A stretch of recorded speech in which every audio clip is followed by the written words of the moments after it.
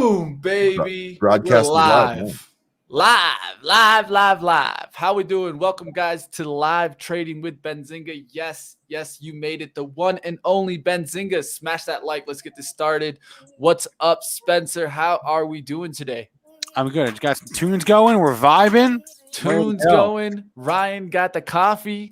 I heard a little Fubo talk. Let's start this show up. Let's get this thing started. You guys know where you guys are at. Live trading. Hit the like.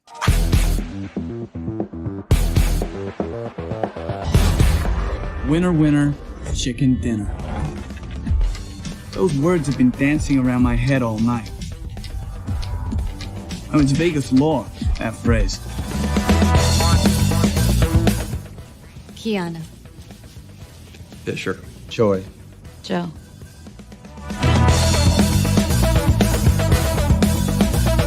Cards drawn are the past, ones to come are future. And the best part, it's beatable.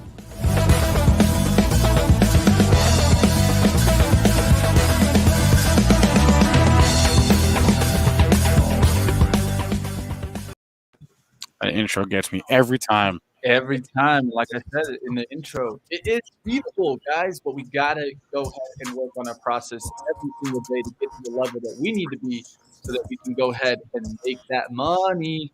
Green hands over paper hands, man. Let's go ahead and start making that. What are you looking at today, Ryan? What do you see out there? A couple of things. First of all, I just want to say good morning. Namaste to Emperor Bear. Good morning, Sean. Good morning, Richard. Nice to have the judge back in the house. Thanks very much, my man. And you know, with that opening, the one part where it says, like she says, Keanu. And it's like, that reminds me of this silly commercial that they have on TV where they're trying to get people to pronounce quinoa, and they just keep screwing it up. One guy says Joaquin. Anyway, that's what it reminded me of. Put a smile on my face, so I'm really happy about that. As far as the market goes, I am watching for some opportunities to make some money today. I'm actually really interested in Fubo. Of course, we had a beat yesterday, right? We had their earnings yesterday. This is a stock that's no stranger to having volatile runs intraday and over a couple of days. It was a FinTwit darling at the end of last year, so I wouldn't be surprised to see some action in that name today. Kind of looking at the contracts today, looking at the August contract, tons of OI in the 35, 6, and 7. If we see some continued upward movement, so we're going to keep an eye on some of the things like that. Otherwise, you know, I'm looking at some of the movers tool for some of those smaller price stocks for some volume expansion and range break day trades. So that's what I got going on. What about you guys? Let's get Zunaid. Zunaid, good morning, man. What's going on? Morning.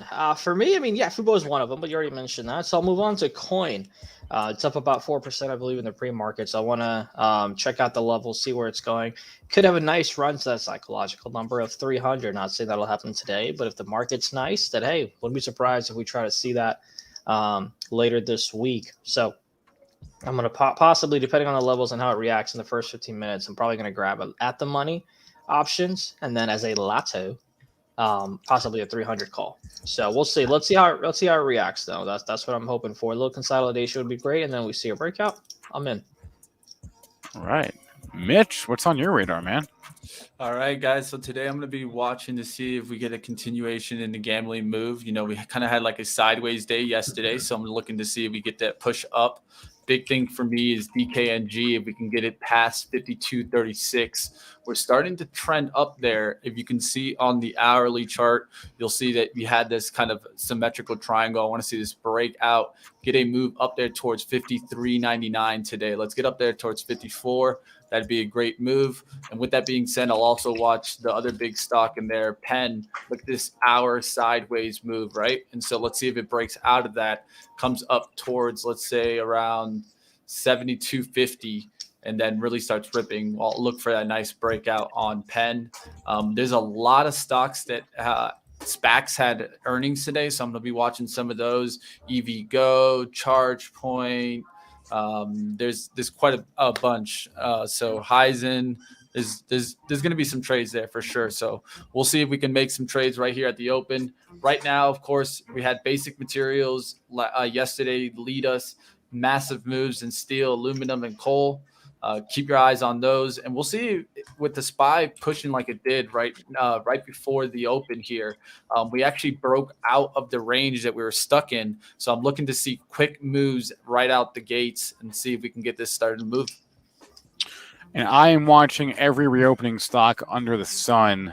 The biggest thing for me is this: we got this headline from Southwest Airlines this morning. They're warned about cancellations and slowing demand in August.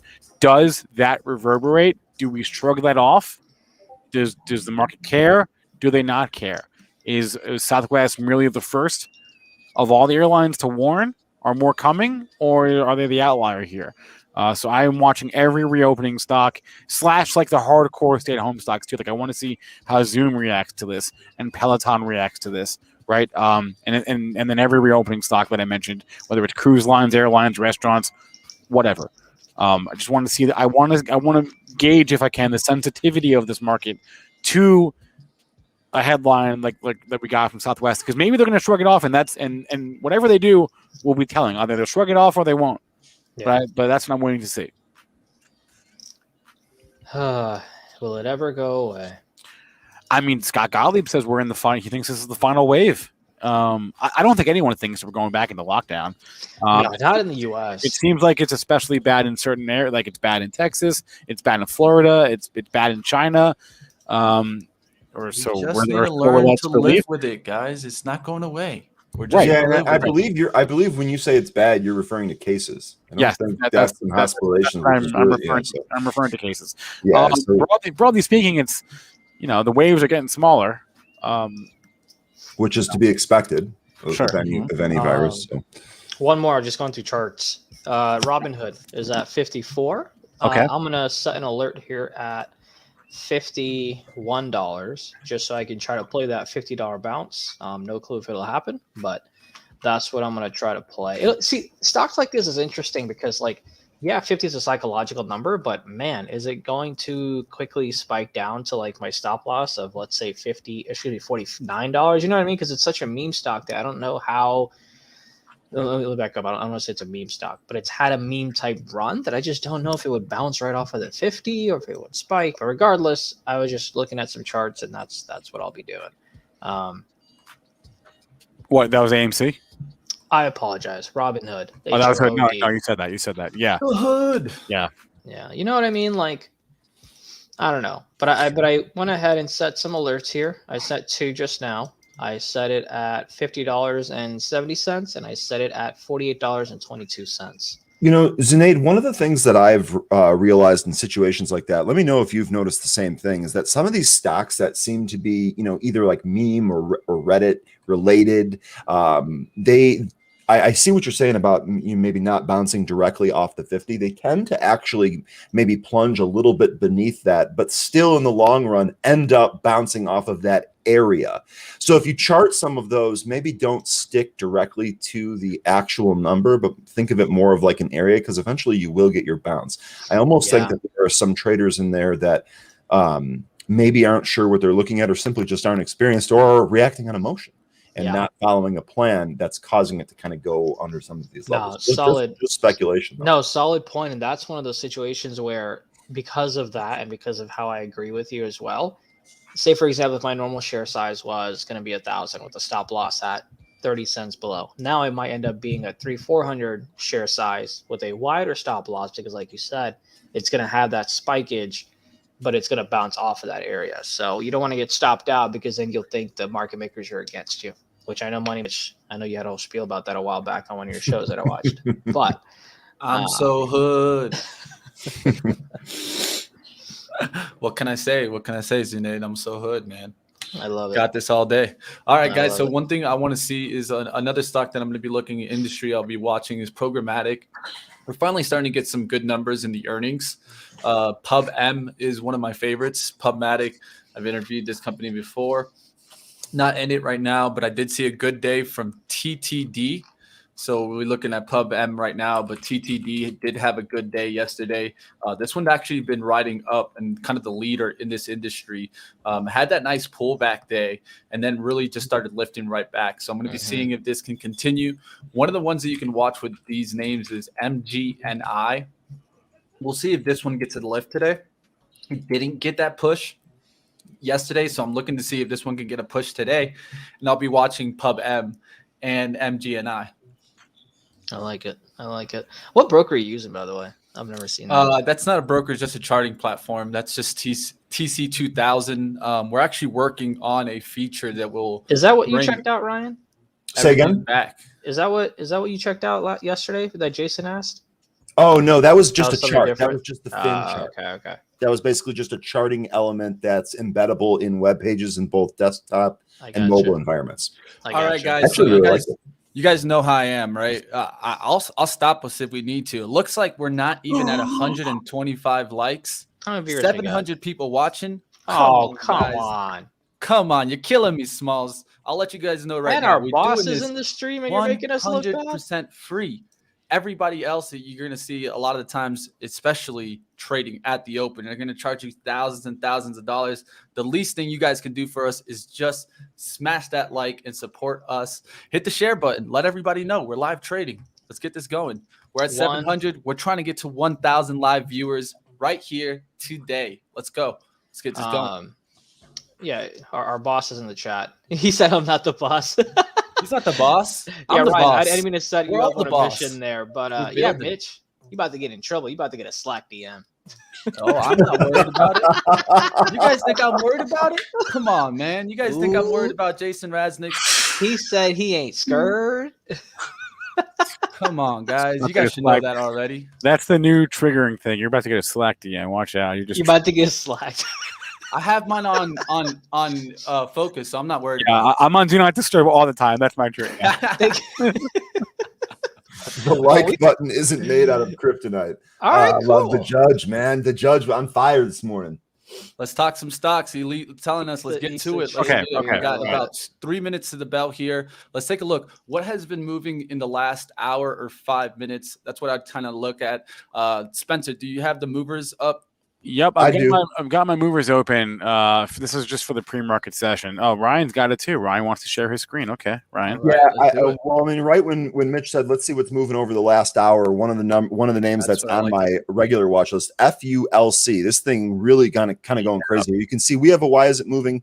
Trading higher after Morgan Stanley upgraded it from equal weight to overweight, and announced a $34 price target, still $11 from where we're at in the pre-market highs here. Another outperform rating from Credit Suisse as well. So this is definitely going to be one to watch today. We're really kind of hitting up against the highs here in the pre-market. We've kind of already had some back and forth action. So for a trade, I'd actually like to see this pull back in a little bit before bouncing. You know what stock looks interesting or precarious here is Roku. Pull up a daily chart on Roku. You got it. We got this double bottom thing. What at 3, basically right here, right? What's the low from August 5th? 379. We are at 378 now. This is precarious. You got Fubo going one way, Roku going the other. This does not look good. And Spencer, what's interesting about that? One of my theses here with this is that content, right? So Fubo is kind of a content play. Roku's going to need to buy something to expand their content library. Is Fubo one of those targets? I don't know the answer to that, but that's one of the things that we're going to watch. Viacom, also another interesting name on that list, ticker VIAC. That's also at an interesting spot. Remember, that's down from like 90 down here in the 40 handle. And Viacom is look at this.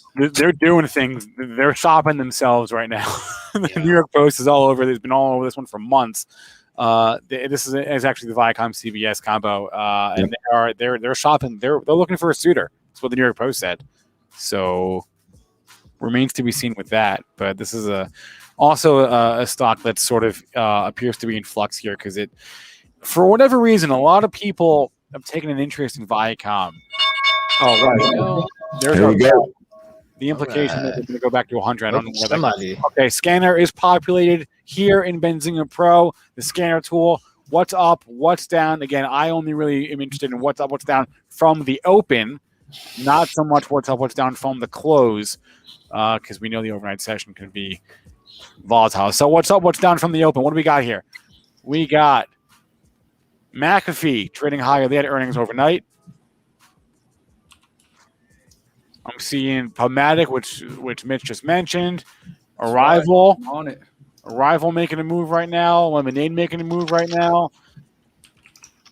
Sorry to interrupt. With our Benzinga Pro tool, I just went out and saw that someone purchased $1.3 million worth of calls for coin expiring August 20th. Wow. Strike price $280.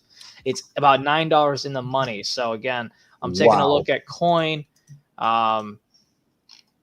So far the 290 level has been resistance. So if it pops over that, a retest and consolidates, I am in. Not yet, but again, waiting for that 290 pop, consolidate, break it. My stop loss at that point will be 289. Apologies for interrupting, but I just saw that flash across, so I had to bring it up. Yeah, James, we call that a sweep. We call that a sweep. That's what we call that. Someone asked about. Hold on, let me go back in the chat. Airlines taking a hit. See if they come back here. Wow. I wasn't fast enough for this one, unfortunately. Ticker DYAI. We had that on our scanner this morning. Really just popped that 450 high, snapped it. We've got a 20 cents here on this move right here. Again, not in this. Did not take this. This happened too quick for me. I didn't have this one pulled up. I was still looking at Fubo. But nice trade here. Nice trade through 450. This one came right off the list, right off your movers tool. Okay, Taboola, they had earnings overnight, and then I saw they were on CNBC a couple hours ago, making a quick move here off the open, up 3% just since 9:30, basically. TBLA is your ticker on that. That's your top gainer in the last minute, really. It's TBLA. Nice green candle to start the day. Man, come on, coin, do your thing. Coin on the first. If you're looking at the 1 minute candle, it did bounce off of the VWAP. So it's not trying to figure out what to do. But with that much money behind you, I would assume that it'll go. But what I wanted to see was continuation, right? Yeah, you hit it with the mill. That's obviously great, but I want to see more of it. Didn't really see continuation. So that's the only reason I'm a little skeptical, if you will. And there it is, coin looking to break 290. And it just tapped it.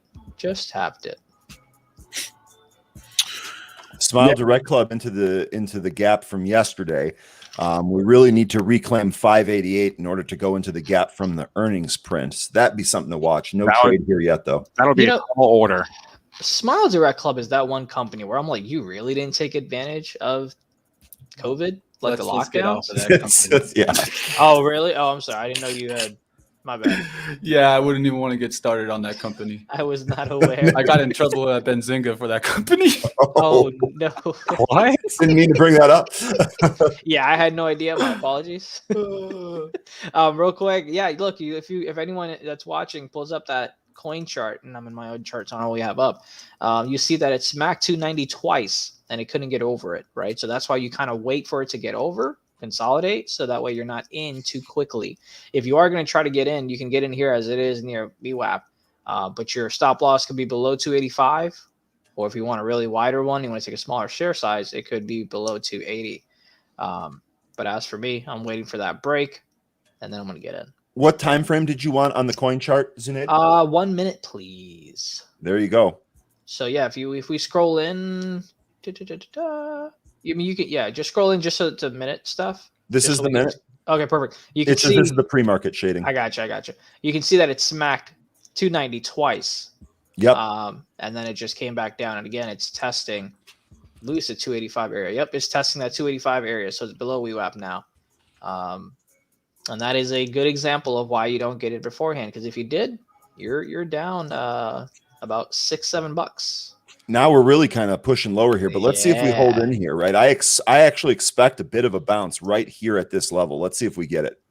That 280 should be a decent bounce level. I'm actually thinking 282 here, but you're right. 280 should be another secondary bounce spot. And here we go. I mean, we're holding right around 282. Haven't made it to 280 yet, but we'll see. We'll see. I would expect a bounce kind of right here. Go ahead. Novavax making a move here. We've been talking about this vaccine trade for weeks with Moderna leading the charge, but Novavax is frankly not that far behind it. It hasn't gone, and that makes it attractive, right? Pfizer went yesterday, got some attention on Reddit. Moderna's been ripping. Novavax has sort of not been. That makes it attractive. So Novavax is up 5.5% today, and it's up 3.5% in the last 5 minutes, since the open. So NVAX watching that. You know what? I might just buy that right now and just. I love when Spencer buys shit. Excuse me. My apologies. I hope Jason's not so in the stream. My bad. But I love when Spencer buys stuff. This is it's frustrating. Go, Brian. If we take out yesterday's intraday high right around 240, 247.50, I think you could actually see more of a pop there. So I don't know what you're going to do. Are you going to buy stock, Spence? Yeah, I would never YOLO an option. I'm not like I can't YOLO an option. I need far more time to digest and think.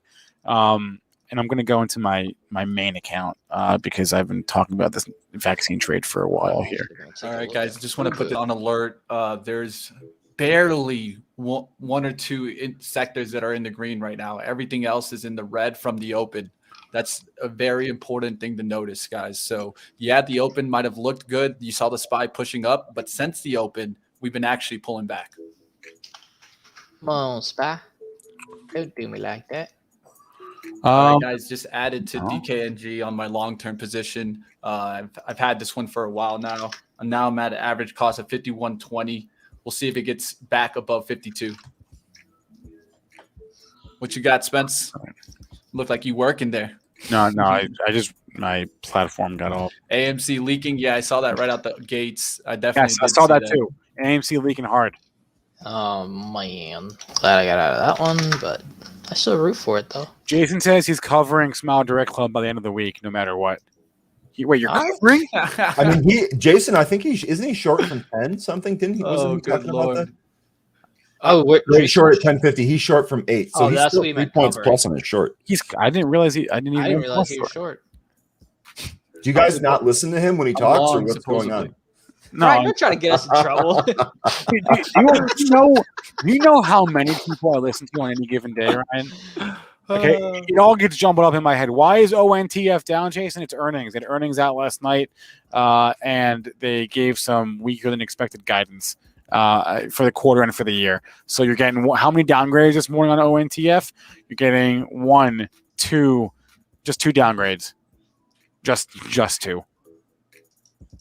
And real quick, just an update on coin. We did bounce from that 282 level. We actually got about a 3-point bounce, but it was quick. It was short-lived, and we're now taking the next leg lower here. So right about 280. Looks like we're getting another bounce here around the 280 level that you called out earlier, Mitch. So we'll see if this one can hold. But they really took this thing down fast from 290. So they sure did. Man, I wish I saw continuation on that $1 million flow. That would have been nice, but that's all right. We'll live. No worries. What I'm going to do is I'm going to actually log in. I'm going to log into Webull on the web and stop using their mobile app. I'm going to use their web app. AMC, did it bounce off of 30? No, it didn't bounce off of 30.50. Man, if it bounced off of 30, that would have been golden. But that's all right.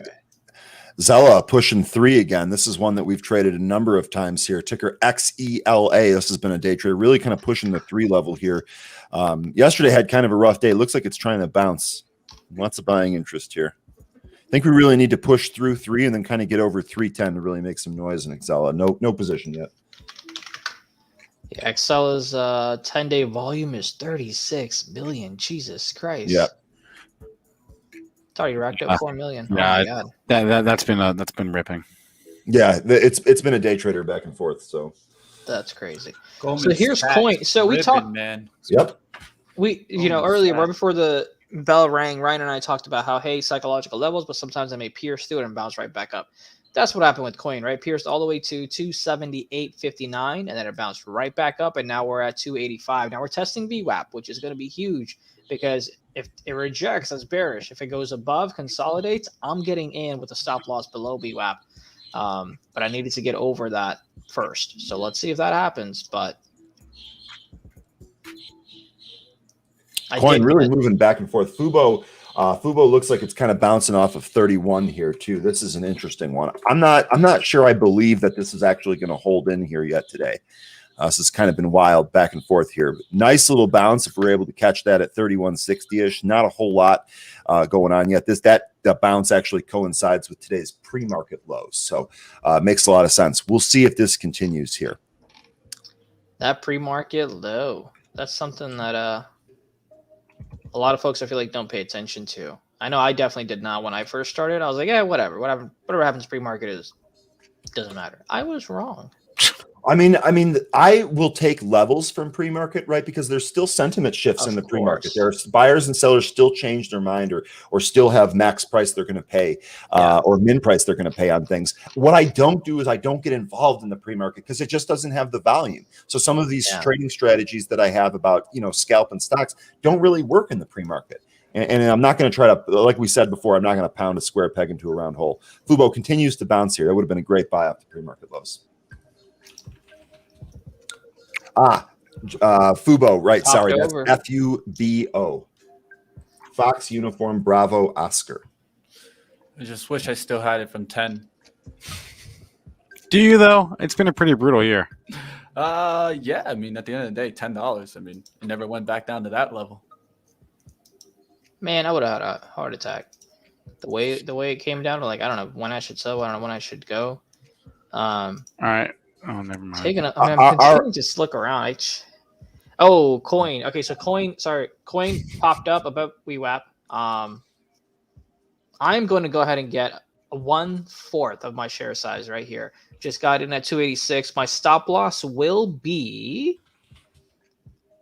280, so it's below the two previous candles as my stop loss. Again, I'm holding VWAP holds. I wouldn't mind a test. It might give me anxiety, but I wouldn't mind a test and then bounce off, and that would give me a little bit of confirmation there. And again, once we break that 290, we consolidate. I will add more with the stop loss at 288. Again, as you can see, give myself $2 stop losses, but I did get in at 286 on Coinbase with a stop loss of about $2-ish. 286 stop loss, $2 on Coinbase. We have our first. Is that our first? No, it's our second trade of the day. Second trade of the day we have here. All right. All right. For anyone that did get in today. For anyone that did get into coin, again, I know we're on like a 5-second delay. I don't know what it is, but you are now about $3 in profit. So do what you will with it. That 290 level is going to be key. If we smack it and we come back down, it ain't going to be pretty. I don't want no DMs. Not those kind. Excella through 3. That's XELA through 3. CIDM pushing the highs here. 174 looks to be the spot it needs to take out so far. Hey, before I forget, what's up? Can I take a second/30 seconds and do a crypto update here? I think I can, because we haven't talked crypto yet, and I want to just do real quick. Let's pause the music for a brief moment and do a really quick crypto. I'm hearing a reverb on myself. That's weird. Anyway.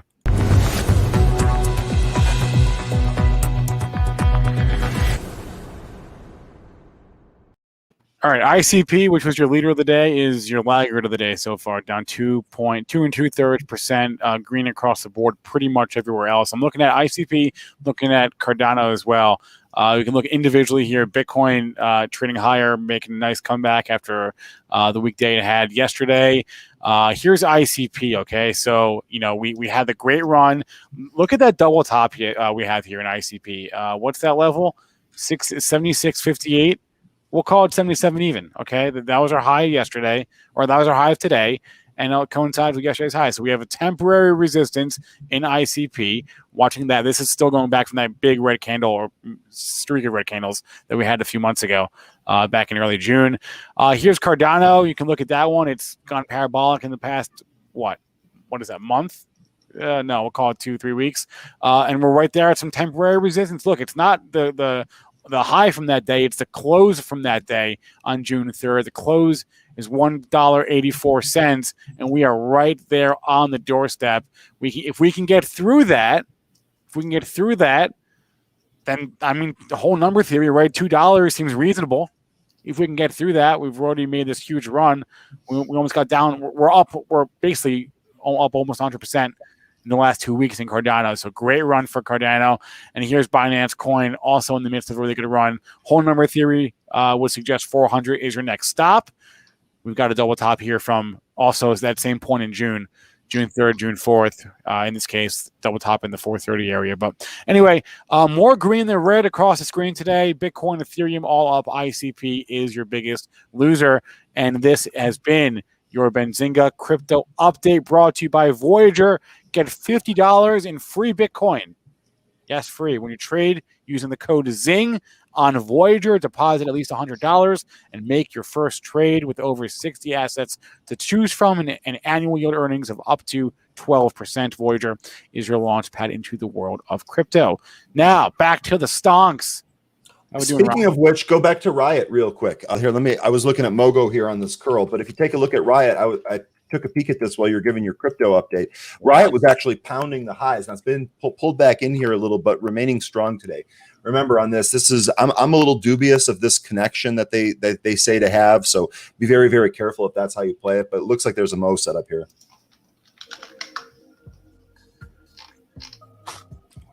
Thank you, Jake. Like ORPH is making new highs now. Yep, here we go. So 651. This is going to be your spot here. Interesting that they take this out. Oh, BCRX. Oh man, let's talk about BCRX after Brian. You got a chart for it? I don't have it pulled up. Yeah, here. Well, I've got my scan. This is so interesting, guys. So BCRX. What a weird thing. I can't wait to get Vivi's thoughts about this tomorrow on Biotech Buzz because they had an offering and then they pulled it. They announced that they're going to do a $200 million stock offering. They announced that yesterday, and they pulled it today. What does that mean? What does that? Did they give us any color on that? What, Ryan? I was going to say, did they give us any color on that? I don't believe so. Let's check the press release. Why would they pull it? It could indicate lack of demand. Let's see what the press release says. Fubo's starting to push, guys. I'm going to keep an eye on it. Yeah. With our strong balance sheet and increased revenues, we believe the current conditions are not conducive to an offering on terms that would be in the best interest of our current stockholders. So this could have been one of two. The way I see it, one of two things: either they were not thrilled at all with the reaction to the news, or they went out into the market and there was no demand, or not the kind of demand they wanted at the price that they wanted, right? Yeah. So they pulled that offering. That green candle this morning, was that this morning? No, that was last night. That green candle last night, that's when the news came out that they were pulling the offering because, no dilution. Hooray, hooray, hooray. But what does it imply? It probably implies lack of demand at a price that they want. That's what I think here. I cannot wait to get Vivi's thoughts on Thursday.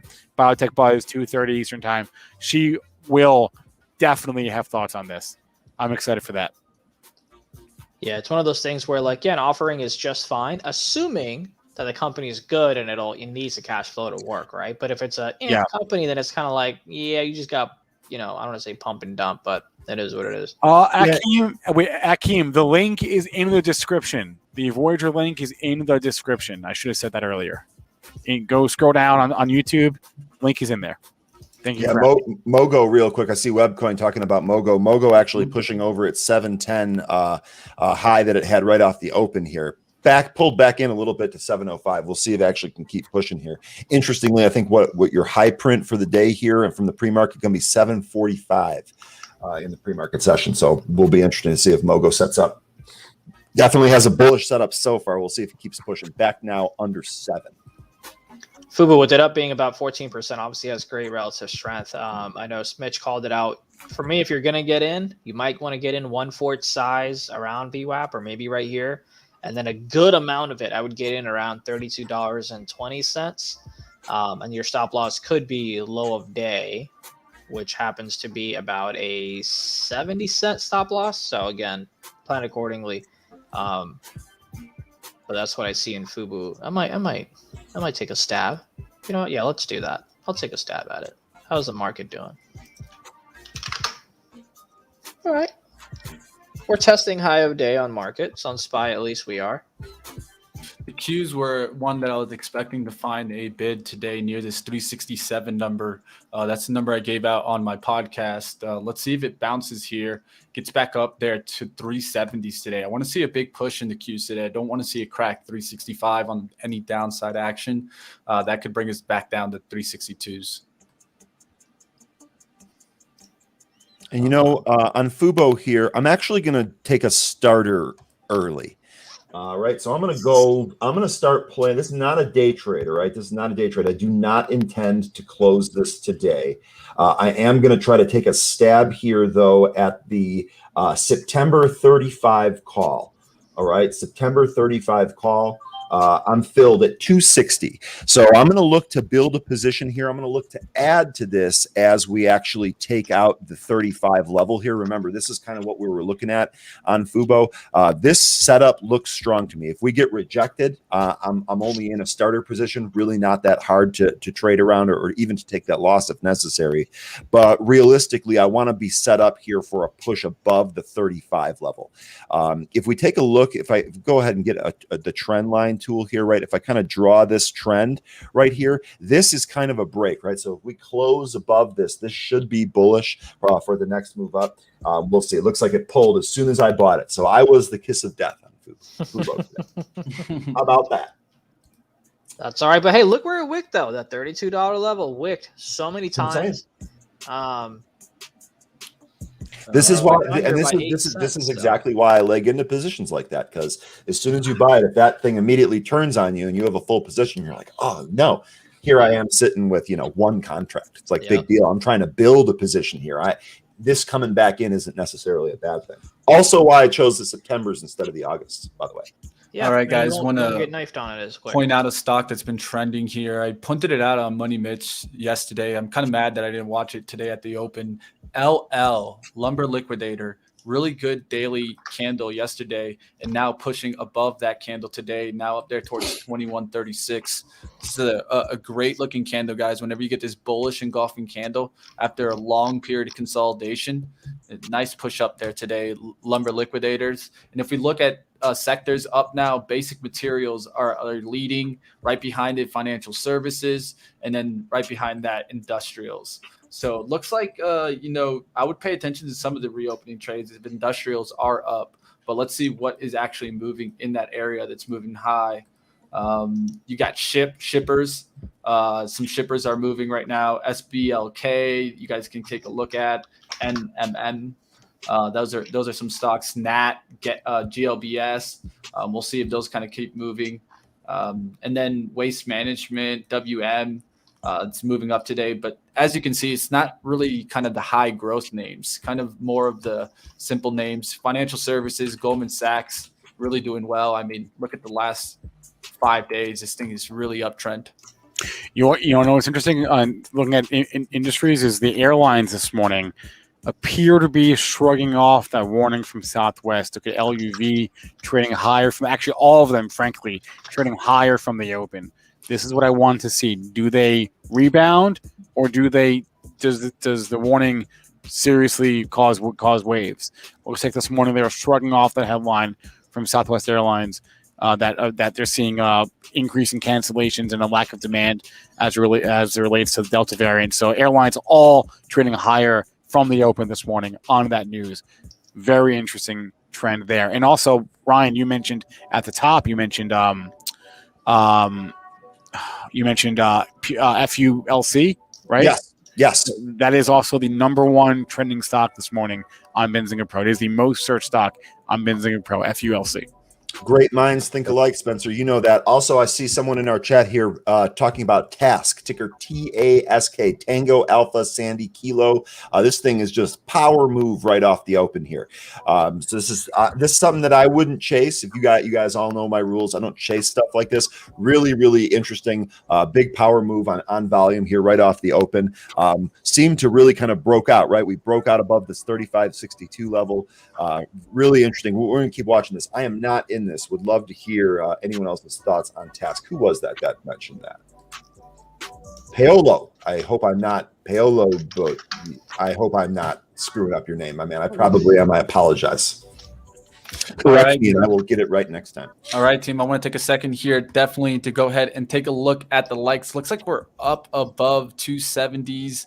Let's go ahead, guys. Let's get this up to 400, 500 likes before 10 a.m. We want to stay on, but we need you guys hitting that like button. I just liked it. I just liked it. That's what I like to hear, man. Whoa, DKNG not doing too bad today. I'll see if it can get to 53. You guys know I added down towards 52. I'm still doing really good on DKNG right now. We'll see if that one comes up. Penn did find a nice bottom there and started pushing on up. So if you want to take a look at some of those. But like always, guys, we got to stay. I need. Okay, so anyone that was in the chat, the coin trade, if you took it, just spam one, whatever. If you're still in, doesn't matter. I said my stop loss would have been those last previous 2-minute candles or 1 minute, the previous 2 1-minute candles, and that stop loss was, what was it that I said? 283. Man, that sucker went ahead and came down to 283 and like 65 cents. So like barely got saved, still in the trade. And again, we're testing 290 for the 1, 2, 3, 4th, possibly 5th time if you're looking at the 1-minute candles. So I love the setup, Zunaid. I think you picked it here. I think we do take that 290 out. I mean, here we go. Right here we go. We're looking at this right now. This is coming right now. Please. And I think you're going to get a pop over. There you go. 27 cent pop just right over that. Let's see if it holds it and keeps going. Cool. Nice call, Zunaid. Really great job this morning. Remember when we had that hood run? Yeah, that crazy we one. We had it live here on the show. Well, Yep. exactly that day was the first day that I started trying to point out, stop looking at hood. Look for coin to start moving. Yep. And look for FCTV or FTCV to start moving. Look for all the laggard plays. A lot of the times, the hype name is not the best trade. It's probably the next one, the one that's going to move with it. A perfect example could have been Shop. You saw Shop make a huge move, and then what are you seeing now? You're seeing Melly make a huge move. This is why I try to always catch the laggard trade and not necessarily the hype name. That's the Wayne Gretzky approach, right? Look to where the puck is going, not to where the puck is. Use where the puck is to determine what the next step is.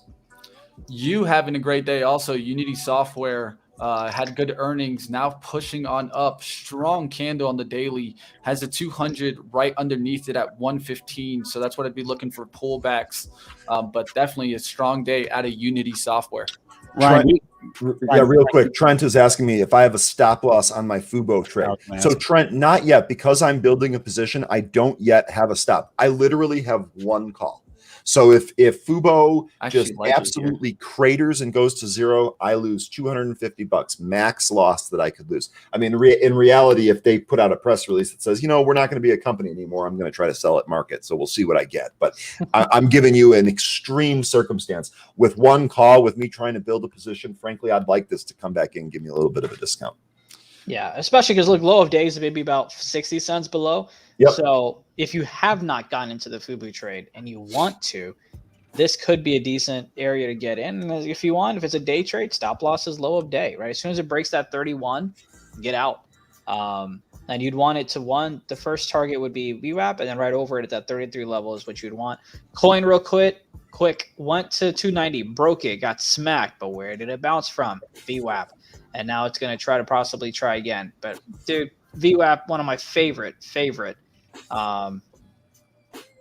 indicators, is the only one that I use. Do you have different settings? Because I added VWAP to my chart here, just the stock trading view setting, and it's farther away from where your Are you here? Let me look at the stream. Sometimes VWAPs are a little bit different. I think exactly. That's why so it's different.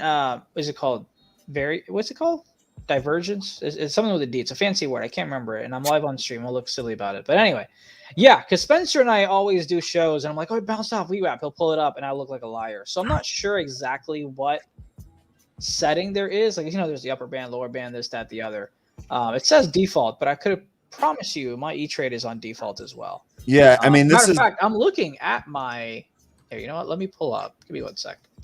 This is the only setting control that I have within TradingView here. It's just a drop down called Precision. Mine too is set to default.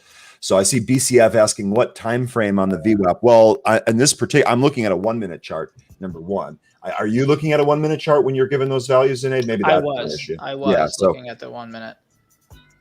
Let me here. You know what? Let me do something real quick.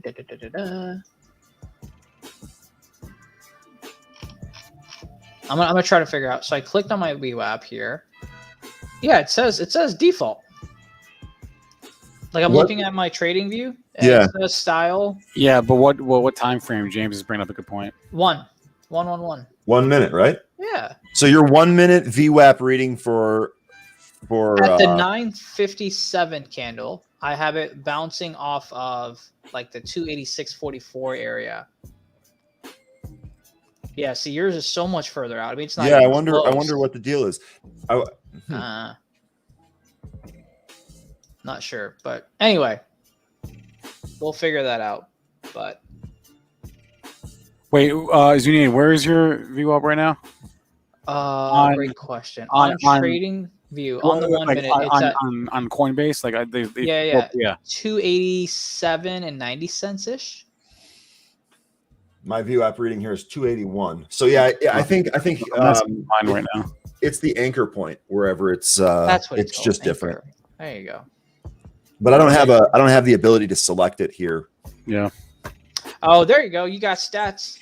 It's the difference with having pre-market. Well, no, I got pre-market, don't I? Yeah. All right, guys. When they're up, taking a trade here. Sure. Into Fubo. I do have pre-market on. That may be interesting. What are you I'm taking? Fubo in, guys. I'm Fubo in. Let's do this. Just jumped in right now off of that low. Big reason why I'm jumping in right here is the hourly pullback. I like the hourly pullback look. As you can see from the pre-market, we pushed on up, came back towards the hourly 9 EMA. Now I'm looking to hold right underneath it, 31.58. Pretty much, I already have a limit order to get out at 31.45 if I need to get out. But I'm looking for this to get right back above 32. Get to VWAP and then push up there towards the 33. It needs to get up towards 33. If it just hits VWAP and comes back down, I'll probably just break even. LAC making a move here. Lithium, guys. LAC making a move. Lithium has been strong. I mean, if you look at PLL, it had a really good day yesterday. And what's our leader today? Our leader in the sector is Basic Materials. Is it? Yeah, look at that. Now we're getting industrials to come up. Look at industrials. It's really getting strong. It had a pullback at the open, but then pushed up pretty significantly. So look at farm and heavy construction, not doing bad. Cat, not a bad move. I mean, 1% for a stock up there. You could keep your eyes on those. I know with the infrastructure, a lot of these are being on watch right now. So yeah, Renidu, holy, the airlines are really going now. So they're all green for the day. The Jets is higher than it, above yesterday's high. American 2, Delta, you say all of them. Save is muted, but the larger ones. Yeah, it's not in favor right now, though. I think that's the problem with the save. Man, they are shrugging this off. Look at Love. Shrug it off, man. Shrug it off, man. Interesting. They're not worried about it, man. No, they're not. I don't think they've ever been worried. No, and I tried to tell Spencer. I tried to tell Spencer that when this was all happening, the smart money was buying the dip, and Spencer responded by asking me which smart money, which fund.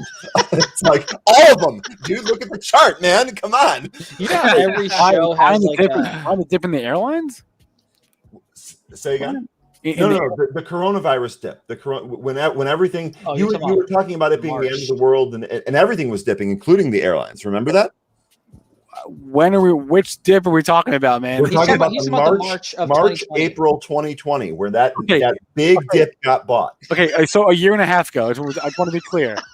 That's what we're talking about. We're talking about. Okay, I'm just making sure we're on the same page. A year and a half ago. Yeah, man, it looked terrifying. Yes. And I mean, you turn on the news now. Doesn't it look pretty terrifying? Every time I turn on the TV, all I hear about is the open limit down like 4 days in a row. It was like 4 Mondays in a row. Today's market movement is so different compared to Okay, so this is that's not what I'm. There's the drama that Jason wanted. Let's go. You know how every show has like a Stephen A. Smith versus Skip Bayless type thing, or whatever the dude's name is. You two are like that. This is great.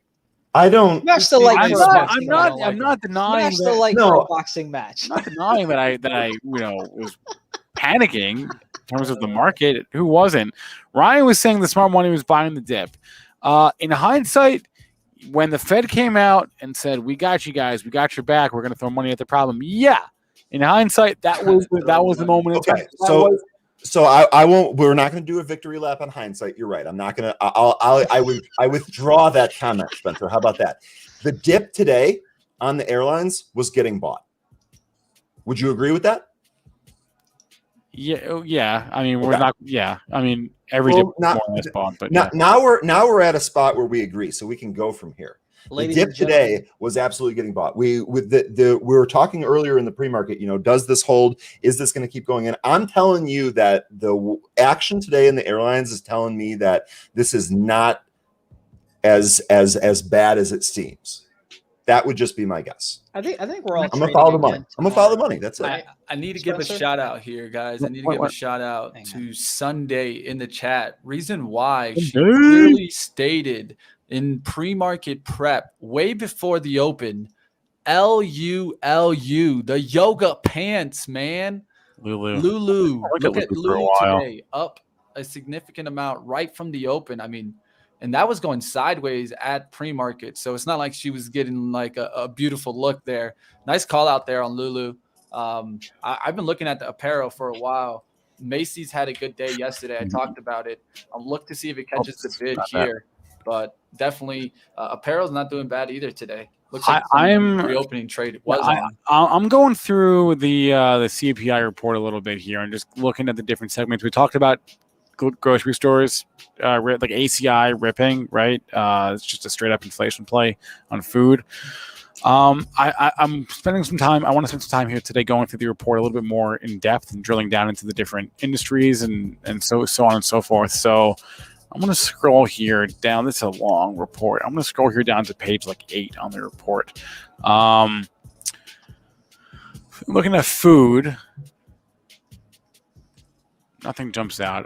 Don't mind me. If I see anything that jumps out in CPI, like drilling down, I will say so. But I'm looking at CPI in July as it relates to the previous few months. If I see anything that jumps out, I'll holler. This is interesting. I guess dairy was up. Prices were up 1.5%, more than every other food segment in July. Let me see here.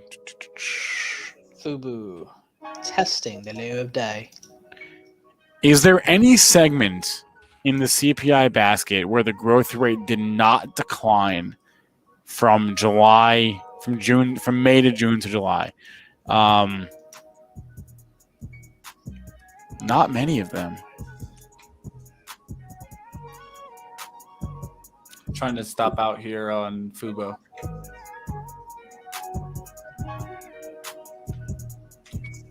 Are you gonna wait for a 31 break, or what are you gonna do? I'm trying to get out right now at the 40. Could get out at 35 here, but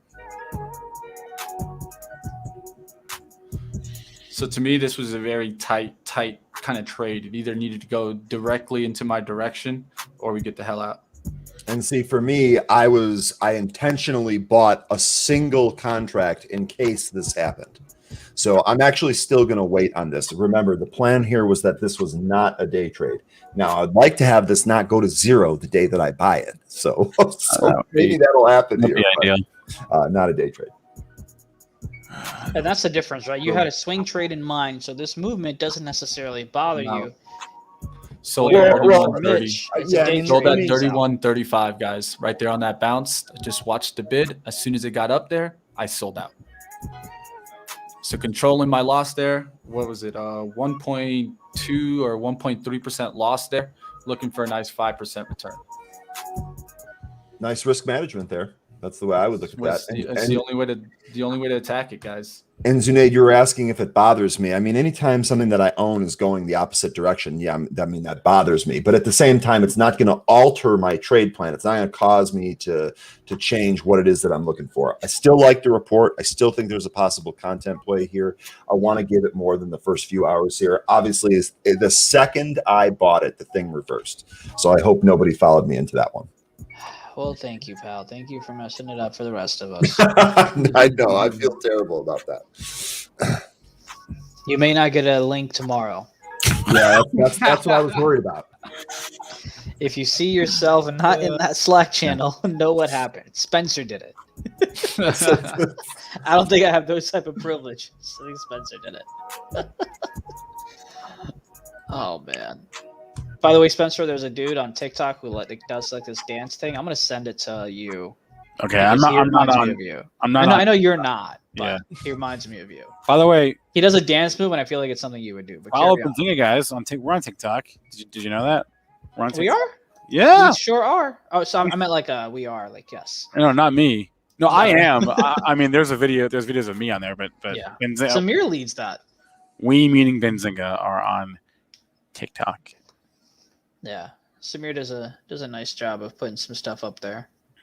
Do you present charts at any point? Charts all the time. Not at the moment, but here's a chart right now. What's that chart of, Ryan? That is the chart of Roku. I was watching this bounce here that kind of stalled out right around the flat line. So I was just kind of watching. I'm also watching the scanners here. Worth noting here that Fubo is appearing on the scanner again. This is a scanner that I use to try to find things that are curling back up with volume. So it looks like it's trying here, but it's unable to really do it so far. So we'll see what happens. Great day in Unity. I don't know if anybody's trading that, but nice trade there. I have to give a shout out. Who was it that brought this stock up? I know someone brought this stock up yesterday in our stream. I think it was Sylvia Bellrock, but got to make sure. And Christopher, we're trying, man. We're trying to do just that. I mean, we mentioned the airlines like a half hour ago. Yep. Right. I know I mentioned the airlines a half hour ago. We gave a watch list before we started. We talked about a number of plays that we were looking at around the open. We definitely check in on plays as they happen, sure. But we tried to give you a couple of things to look for before the market. I think we've given you guys to get in front of about what 4 trades today, give or take. But didn't your coin trade? Yeah, your coin trade was a coin trade. Yeah, my coin trade hit the profit target of listen. Oh, we got haters. Dude, the dogs are barking. Wolf is moving. Chris is talking about the chat. I'm sorry, Chris. Well, Chris, I apologize that Ryan made us attack you. My apologies. I do have a request. No. I wasn't attacking Chris. I was just talking to Chris, man. Hey, you guys see LCID today? You see Lending Club? Gap and go, and it's going. I have it. Financials moving up. There is a stock after we look at this that I want you to take a look at, Ryan. Tell me a read that you see. Okay. We'll do real quick. Hector had asked me to share my scanner settings. Here they are. This is that scanner I was telling you about, stuff that was trying to reverse. All right. What was the stock? Zunaid, I can come back to that if you guys LVS. Las Vegas Sands. Zoltan asked about this. Here's what you got to remember with LVS, right? It's not in the name. Forget the name. They're not in Las Vegas anymore. They have that should require a name change. That should require a name change. It should. This is like you need to think about China and Macau when you think about Las Vegas Sands and what's going on there. What's happening in the U.S. is not relevant to the business of Las Vegas Sands. Now, the stock still does trade with the rest. I mean, trade. If you look at Win and MGM and LVS, you stack them up. They look pretty similar. Well, maybe not so much MGM, but Win and Las Vegas Sands for sure. But LVS is a Macau play. That's what that is now. Yeah.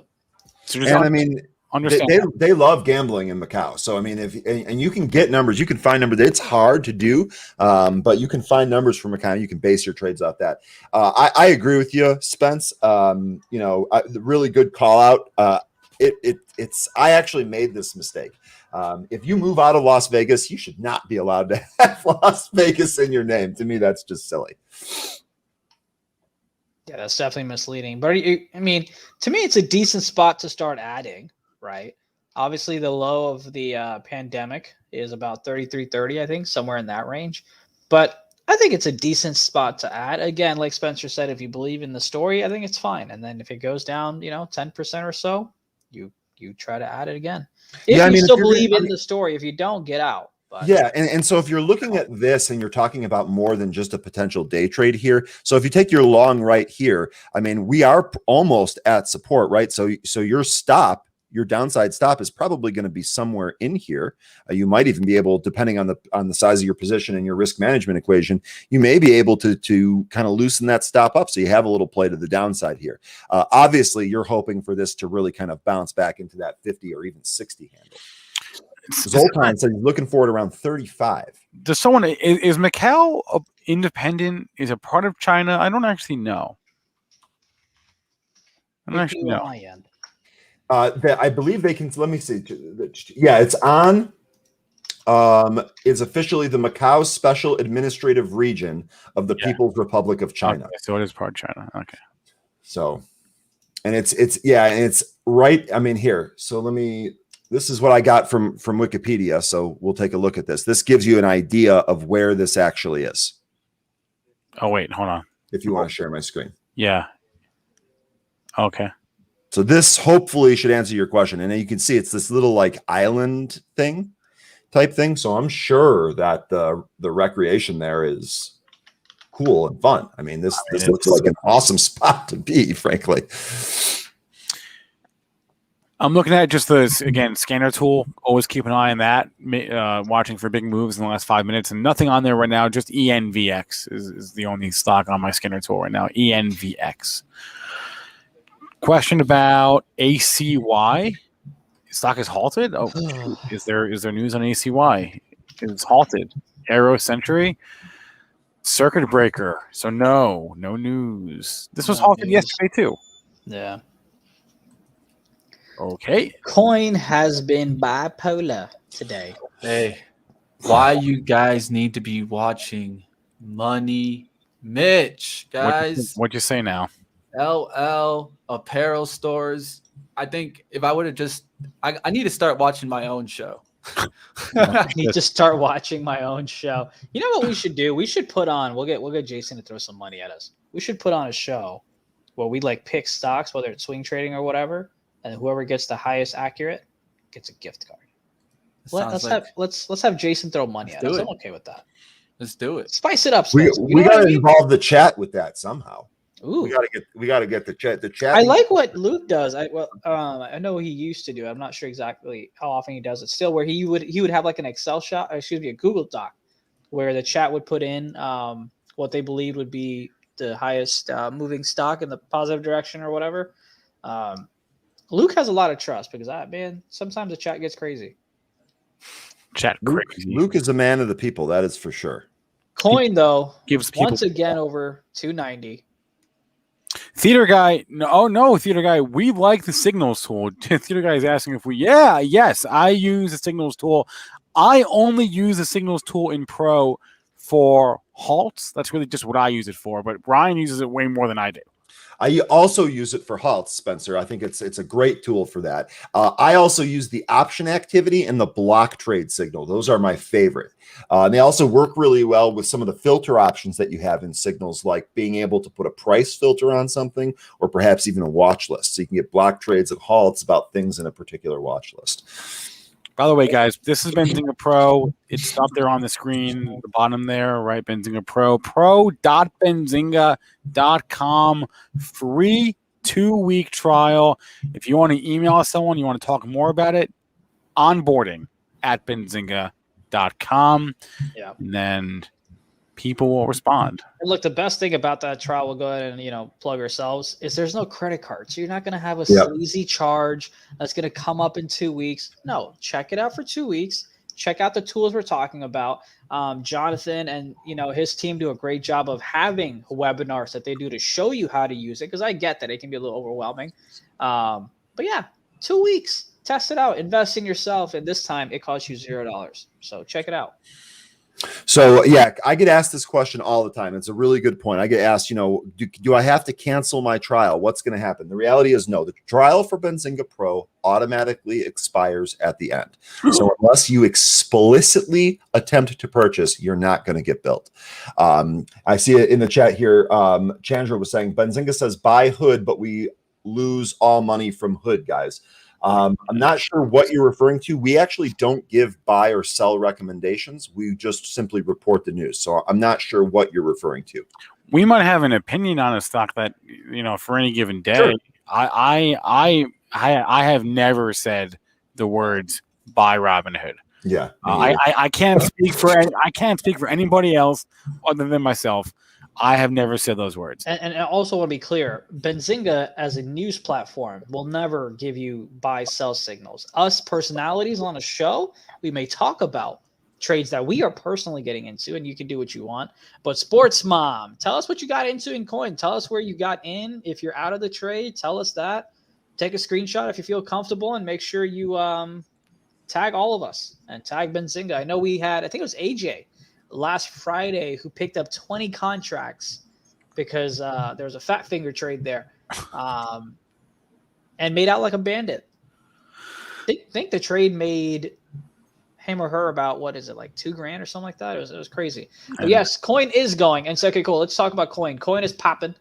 Looks like whoever put that $1 million wasn't completely crazy, even though they had me a little bit scared. But that's I'm okay. sorry to Yes. interrupt here, Zunaid. I You're just good. want to make sure I point out this stock in case it really starts running. Whenever I Go see ahead. 200,000 shares jump into a penny stock, I definitely want to at least look at it. This is XDC, looks like a Chinese plastic play, but someone just pumped it. I'm not sure. Yeah, wow. I couldn't see the level 2 on this, so I need to look it up right now to see what's going on with this. But I mean, when you get 113,000, and then the next minute you get 243,000, when the stock was only trading 16,000 shares, somebody's definitely pushing that stock. Just be careful. I'm not telling you guys to get in it. I'm telling you guys to watch and learn from these stocks. Whenever you see that volume pump like that, I'll be paying attention to the level 2 to see if there's anybody sitting up there on the ask with some big volume. Let me go ahead and pull up my level 2, see what we're seeing here. CXDC. Interesting. And that coin that you were talking about, that was that pop over 290, right? That pop above 290 took it to 293.64. So pretty awesome stuff. Thank you. And I did get out of 3/4 of my trade. So I am out.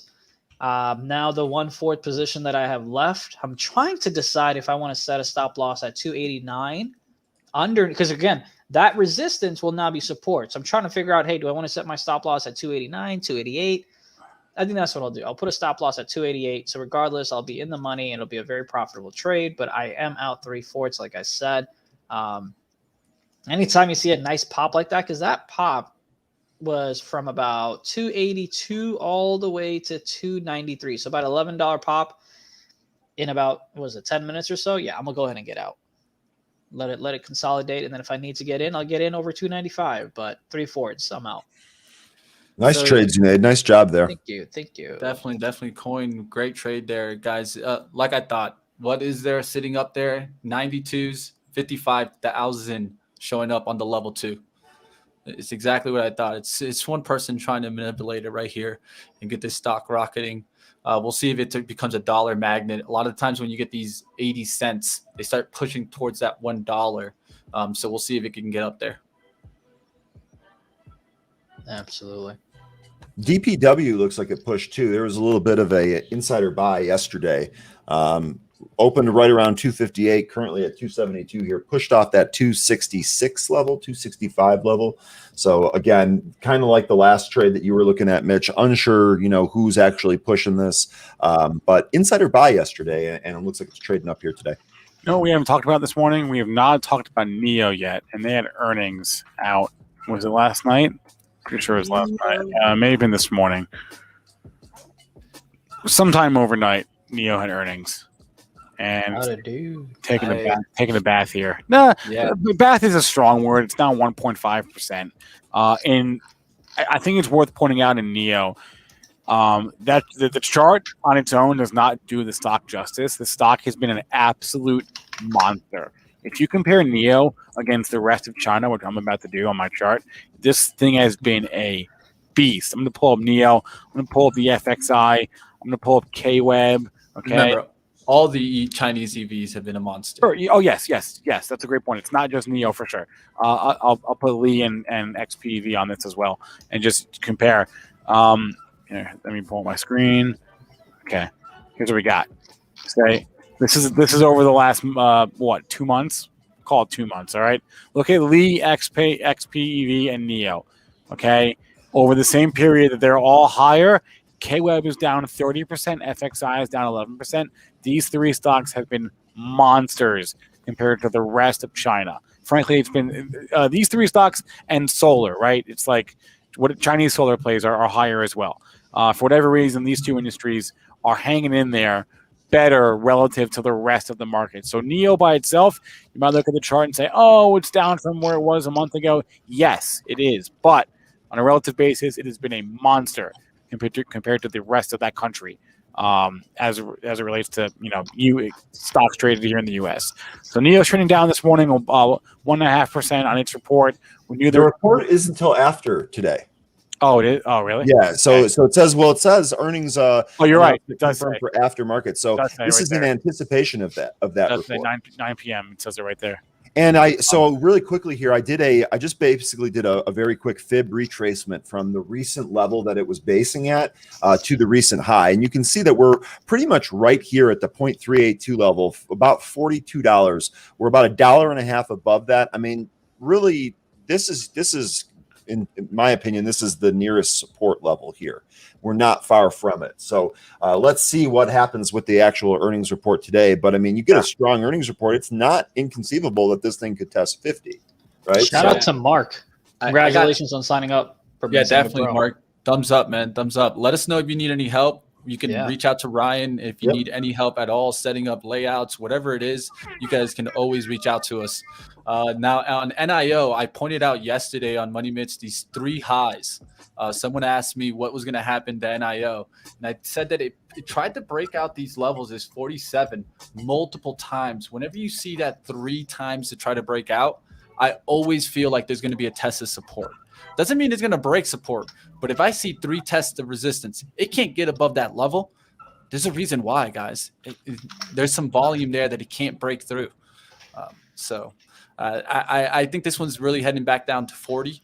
That's what I called out. Now I'm going to kind of stick towards that. If I see this one come back down to 40, you'd have 3 supports there at that level, and then it starts completing a pattern. All right, we're going to have a little education session for the next Let's 2 go. minutes. I love education sessions. I guess, Mitch, you're sharing your screen or whoever. Okay, sure. What screen should what should we bring up, man? Coin. Let's look at the 1 minute. Coin 1 minute. Okay, you can do that. And like zoom in. You know what I mean? Zoom in on today. No pre-market, no nothing. I want coin. I'm gonna clean this up. Don't worry. Okay. Clean that. Okay. Rid of everything. Okay. 1 minute. Have the 1 minute, please. Yes. Minuto. Cool. And would you mind putting a line right at the 290, please? Oh God, you're gonna make me. I know. I'm sorry. I should be doing this, but I have so many tabs. A line where? 290, please. So right across 290 level. Right. I got this done. If you're since you're giving there education, we go. Right. So can I give some tips right quick? Sure. So for hotkeys on those charts, you guys can literally put in 1M, it'll get you a 1 minute chart. You can put 1H, it'll get you a 1 hour chart. You can also do horizontal lines with Alt H. You can do trend lines with Alt T, just to give you guys a little bit of a faster way to work those charts in Pro. Thank you, Mitch. Love it. Cool. Why do I want to look at that? Look at the 1 minute. Right, you see it bouncing 290, smack, coming right back down. Tried it again, smack, coming right back down. Finally blew through it, and then it came back and tested it. I know Money Mitch has talked about it. We all have talked about it. When you break that resistance, it'll come back and test it as support. And if it holds, we should see a higher move. So if you were in this trade and you missed it, you're not chasing it at 293. You're saying, hey, cool, it broke out at 290. Now let me place an order at, let's just say 290, 50 cents or whatever. And if it bounces off, great. It bounced off twice. You're looking at the 1 minute candle, bounced off twice. You see a huge wick the second time that it did it. Doesn't mean that it's going to continue going higher, but that's just an education lesson on, hey, where support becomes resistance, resistance becomes support. And I just wanted to yap about that for 2 minutes. Yeah, no, and you know what? I would like to add to this, Zunaid, because this is actually dovetails nicely with the strategy that I do here when we're talking about some of those plate liquor day trade scalps. Basically, what we're looking for here, your setup is dead on, right? We've really made some highs here, where we made 2 previous highs right at 290, and then on that third time we busted through it. That pop alone, that gave you a trading opportunity. This movement right here can be traded on. You can actually see this setting up, prepare yourself, and then trade for this movement in here. Now, we don't know where it's going to stop, right? Yeah. So this is where having a realistic profit target, maybe some other drawings from past prices might be helpful for you. But this is a trade right in here. And then, Zunaid, to your point about the back test here, the back test and hold, that's great for a bullish break of this level that we're talking about. But this also sets up another trade opportunity, right? This, if we're going to hold this level and bounce, then we know that the stock is going to try to push higher. And in this case, we're going back and forth here. We'll see what ends up materializing from this. But that is a really, really good point. Yeah. I mean, there's multiple opportunities to use this information. I agree 100%. I know we've got some things happening in your scanners as well. But yeah, just wanted to kind of point that out. Great call out, great insight there from Ryan as well. And someone else mentioned something. Man, I was in the chat. Someone mentioned also something. followed my rule of 3, where we get 3 resistance tries, 3 support tries, and then the breakout. I've drawn it here really quickly so you guys can see that. So the circles are resistance tries, the squares are support test, and then the breakout. This is something that I see all the time, guys. The rule of 3. Why? It's because volume builds up in between that range, and then when we get up towards the breakout point, the volume comes in. All right, it's 10:31. Zunaid, Ryan, Mitch are all going to hop off. I'm going to bring on David Green. Guys, goodbye. I'm waving. See ya. We'll see you tomorrow. We got content all day. Take care. We'll see if DraftKings continues. I'll see you guys tomorrow. All right, Mitch, we'll see you in a half hour on SPAC's Attack. And, oh, my God, stop doing that. Okay, David Green's here in the background, lurking. David, good morning. How's your day treating you? Good morning.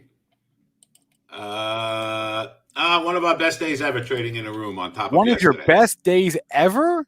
Yes, on top of yesterday's. So let's start off by talking about a couple of the stocks that you guys were just talking about, okay? And I'm going to give you examples of where we actually got into the trades that all you guys were just talking about and why we got in them. And we actually made the trades, right? So you guys were talking about coin, right? And I think we traded coin 3 or 4 times today. But one of our setups that we talk about all the time is a trend trade. And we could see coin was in a nice uptrend here. And everybody in the room was able to get into this stock at $283 right here on our trend trade. So we actually got in the trade here, $283. Now, most people are out by now, but it went up $13 from there. So, what I want to explain to everybody is practically using our technical analysis and show you exactly where we got into these trades. So that was one of we had 7 trades. Guys, how many trades we have this morning? 7, 8? I don't even know. So Myrna has been a beautiful one for us again today.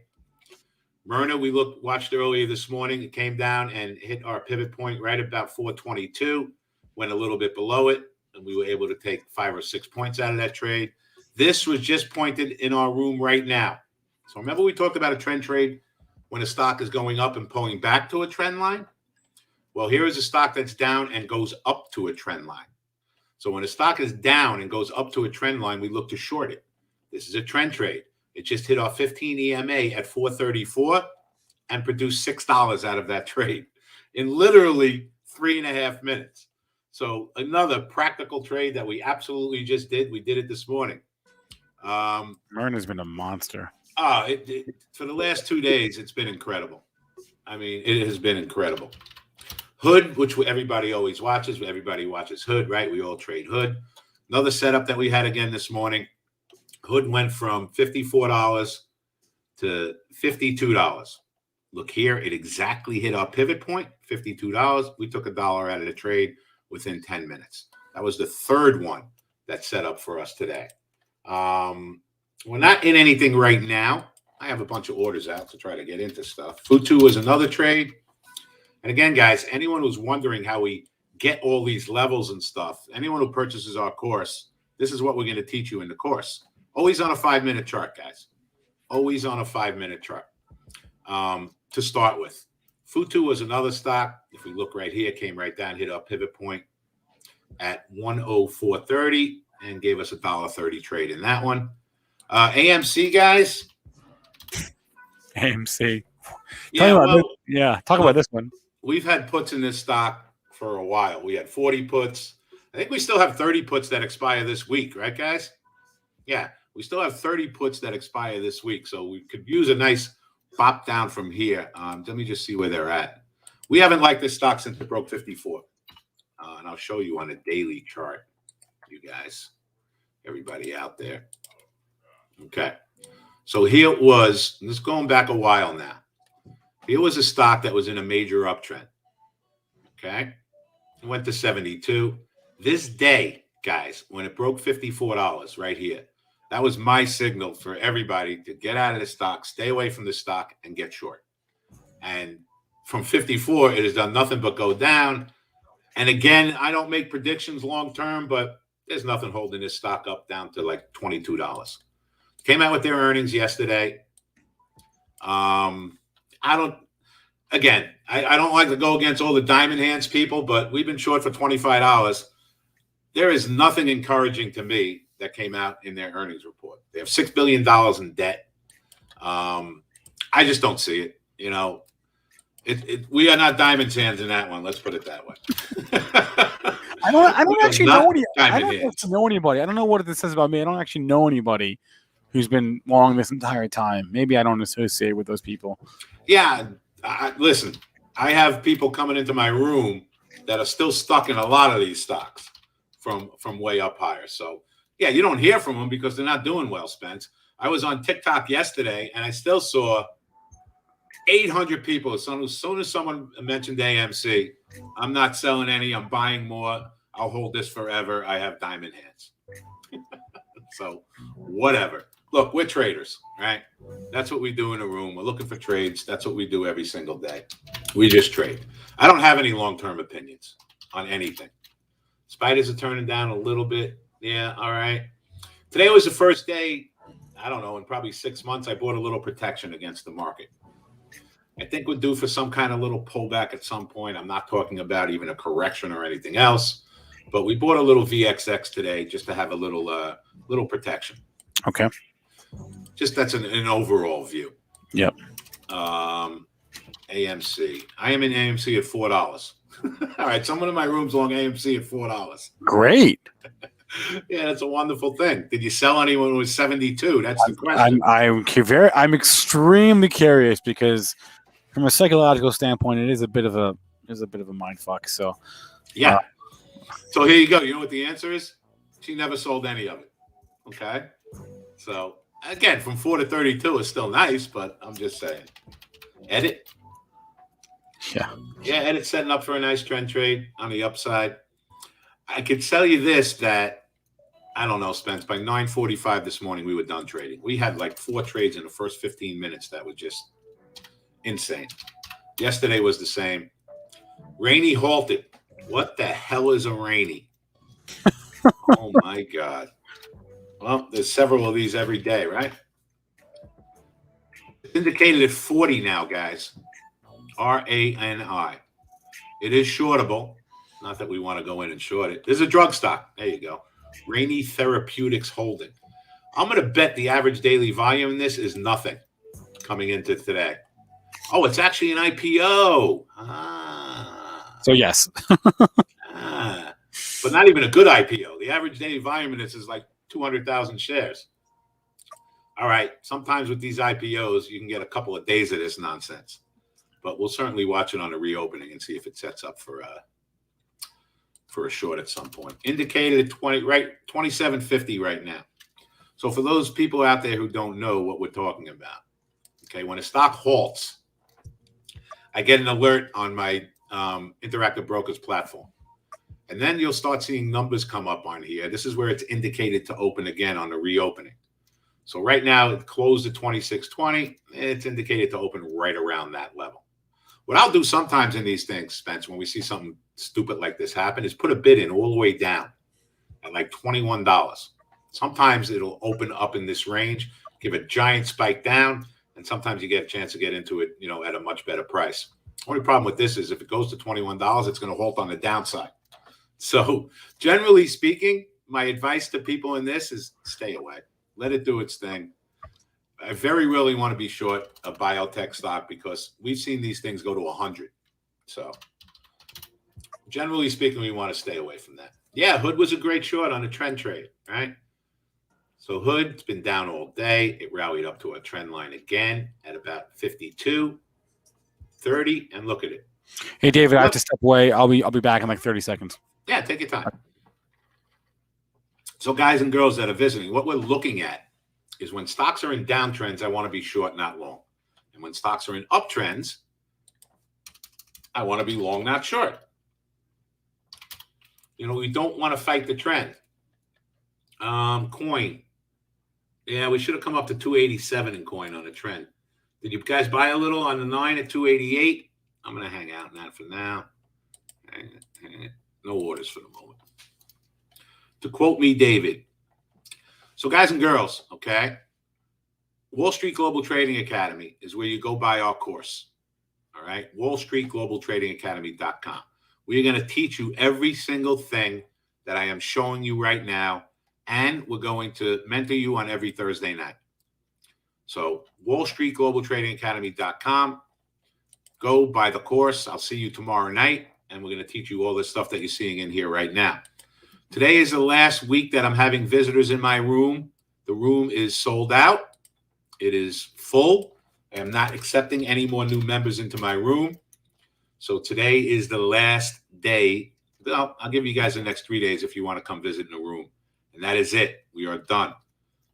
So we're not accepting any more new people into our trading room after this week. Ah, beautiful Roku, guys. Yeah. 370. Look at Roku, guys. Nice job, guys. So again, everything we do here, guys, is about technical analysis. So look at Roku. It went down, hit our pivot point at $370, and within 3 minutes gave $1 on the trade. Nice job, everybody. So everybody in my room is making all of these trades. I don't even want to tell you how good our last 2 days have been. It's been absolutely insane. So wallstreetglobaltradingacademy.com. Go sign up for the course. It's only $447. You get me forever every Thursday night. And it's the best course you're ever going to see. It's 6 hours of content. wallstreetglobaltradingacademy.com. Now, I will have visitors for the rest of this week, and that's it, okay? greenroomtradinglive.com. Go hit the Zoom link, and you can hang out with us Wednesday, Thursday, and Friday. Anybody in the room can do that right now if you want, okay? greenroom-live.com. Hit the Zoom link. You're in. Wall Street Global Trading Academy. Guys, buy the course. You'll see me every Thursday night. All right, questions, guys. Yes, Voodoo. After this week, I'm going to have a waiting list to get into the private trading room, which is what you're watching right now. Look, guys, I don't talk about things that are setting up. I don't talk about charts and how beautiful they look or where I might do something. That's not what we do in this room. We trade. I put my actual orders up and show you every single trade that we do. We're not just talking about shit. We're doing shit, okay? So a little different than what everybody else is doing out there. Holy rainy. Just get halted on the downside? Yep. Oh, not yet. What indicators do we use? We use 4. You just made 5,000 on the short, Richard? How the hell did you do that? You're insane. You're out of your mind. Really? How did you get a level to short it? All right, mine is not the reason why. Nice job. Someone in my room just made $5,000 short in RANI. So the indicators that we use, Elmana, 4 moving averages. 9, 15, 65, 200. That's our moving averages. Okay? Pivot points. Those are all those dotted lines. A relative strength index, and that is it. So if you look at a relative strength index in rainy, it just got to about 100 when somebody in my room shorted it. When you see 100 RSI, chances are you're going to get a downturn like this. And that's okay. Okay. What I miss? Rainy. You missed a little rainy. Rainy. Yeah. Someone in my room just made $5,000 shorting this. The reason they did it, the relative strength got to 100, Spence. So it halted at like $25, went as high as $29.40. The relative strength was 100. Now it's turning back down, and it pulled in $4. So hopefully this thing will calm down a little bit and become a regular trade and, set up for something. Maybe it can go sideways here, base, and we can buy it. Maybe it can pull back on one of the trend lines. But I ain't trading it until it comes down a little bit. Myrna? Sal, you still in Myrna? Holy cow. All right. So a couple of people still in Myrna from the 433 short. It's down $10. So what I was telling everybody in the room, Levi, everybody's got to pay taxes. Is that a bad thing to have to worry about when you make money paying taxes? I don't worry about that. Nobody in my room worries about the taxes that they're going to have to pay when they make money. Maybe right? they worry like end of the year or like for a couple of days in April, but yeah, it is what it is. You have to pay taxes on what I can tell you this, guys and girls. If you incorporate, okay, and this is your main source of income, there are a shitload of things that you can write off. Okay? That's Most true. people, no, it's true. I know. Most people in my room are incorporated. Look, they can write off my trading room every month. They can write off the course. They can write off. There's a million part of your office. God forbid if you lose money as in a corporation who is trading for a living, you can carry it over dollar for dollar as opposed to the maximum $3,000 loss that most people do. I don't want it. No one in my room should be in that position, but if you lose money, you don't have to claim anything until you make that money back. Yes, Benzinga. There you go, Spence. So let's post the Benzinga link for everybody. You can write off Benzinga when you trade. So there's absolutely no reason not to have Benzinga. I couldn't trade without Benzinga. They are the greatest as far as having the news service and all the different kinds of scans that you could put in there. I write off my Wall Street Tycoon hair gel. If you use it for your business, then yes. I've got a few subscriptions that I pay for that I write off, right? I mean, I use them for work. There you go. Is that the porn ones that keep you busy while you got nothing to do? Oh, come on, man. let's try to keep it at least PG-13, all right? I'll be here all week, guys. I could at least PG-13. How's everybody in the room doing today? Everybody all right in Benzinga? Everyone is good, man. I'm just sort of a little bit surprised at the resilience this morning of these. Well, I guess I didn't look. There was a 10 o'clock reversal, but the airline stocks were all trading higher. I was watching those super closely. And then I'm also watching, the big earnings stocks from yesterday. So Fubo, which is trading lower from the open, and Coinbase, which had a great report. They tried to temper their expectations, but it's actually Coinbase is doing okay today. Coinbase is doing well. Coinbase is fine. Yeah. It's fine. And actually set up for real. Look, we trade pre-market and aftermarket too. And this gave a really nice opportunity last night when the earnings first came out. And again, it was all about technical analysis, but I got to show you this. Okay. So we went from 281 to whatever it was. And let's just make it easy. You see when it hit our dots, which is a support level, which is around 266. The stock did nothing but go up from that. So even after hours, it was an opportunity. I think some people grabbed like 4 or 5 points in it when it bounced off that level. Now, if you would have held it from last night to today, you're doing a whole lot better than that, right? Myrna 421. Oh my God.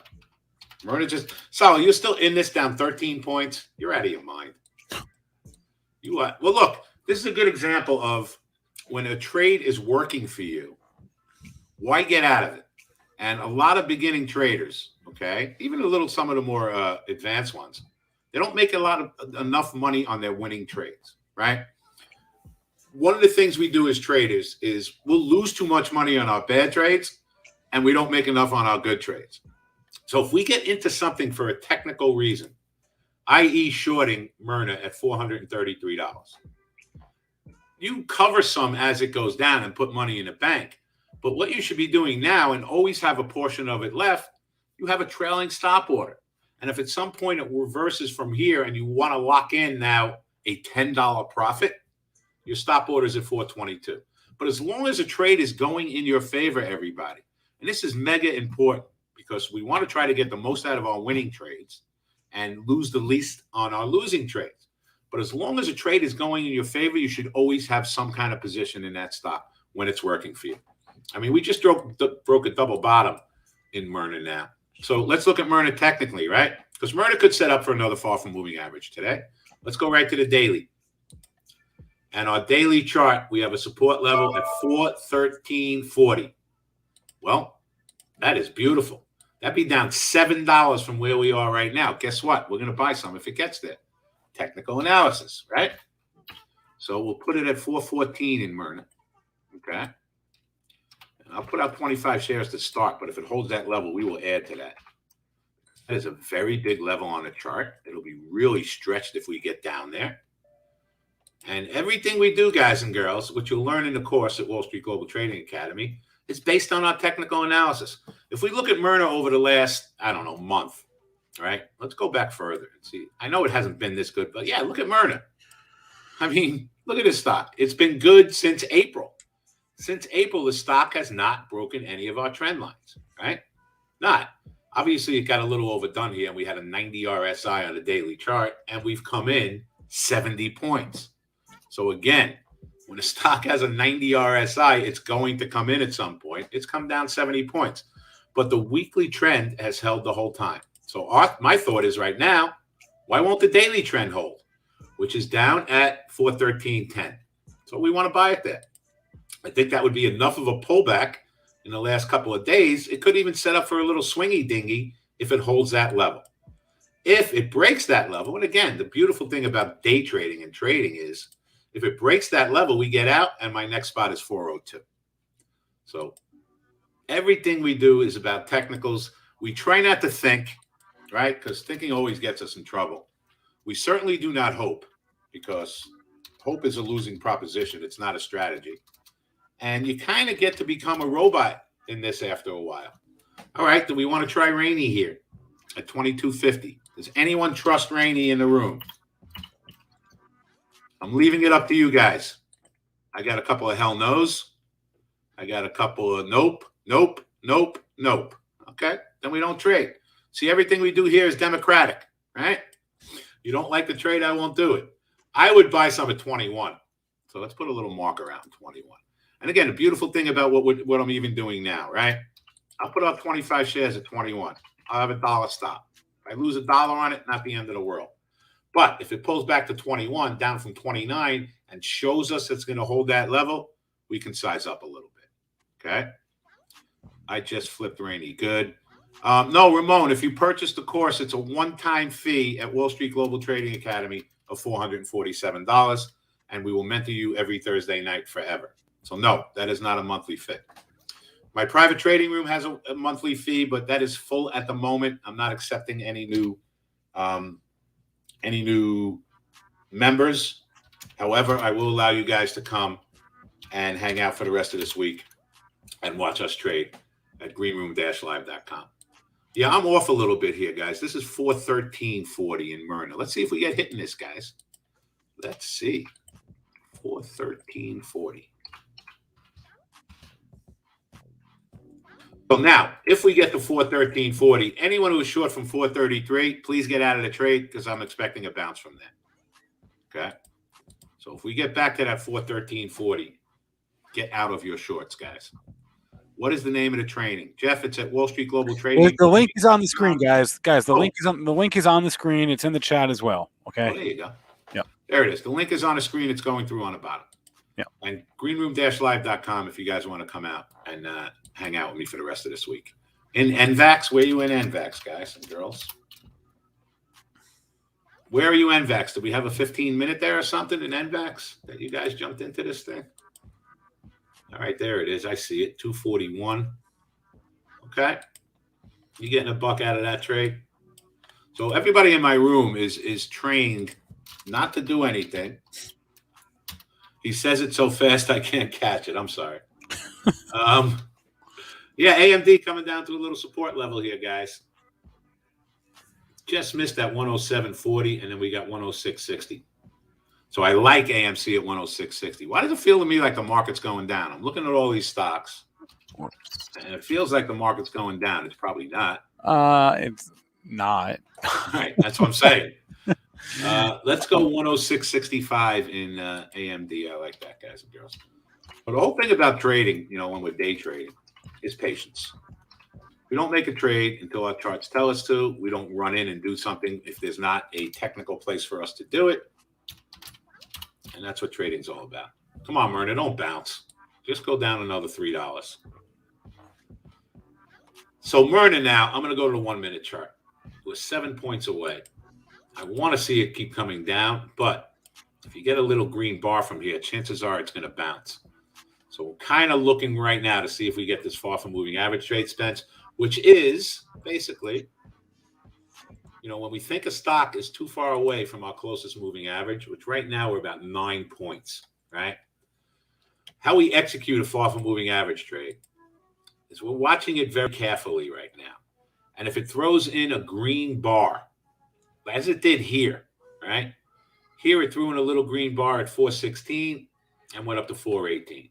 All right, good. Now we're getting to smack a dacker a little more. Come on. Come on. So we want 413 and change right now. Do it. We're at 413.40. Do it. One more dollar. So what we'll do in this, we'll start out with a very small position at 413.40. And then I will look for that green bar because it's getting really oversold down here. Ah, there it was, right around 414. So we might not get our spot now, guys. Let's see if you get a big bounce from here. And there you go. That was it, guys. 414 was the spot. We missed getting in it by like 13 cents. 413.40 was the spot.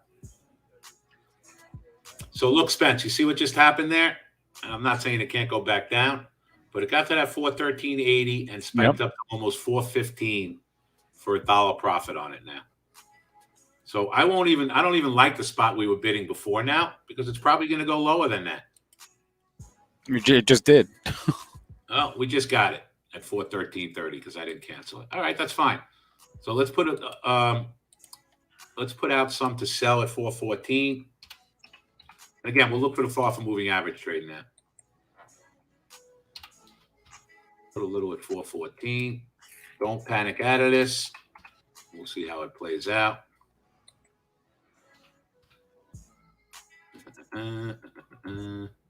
Putting half of my trade at 414. I'm going to add to this at 412.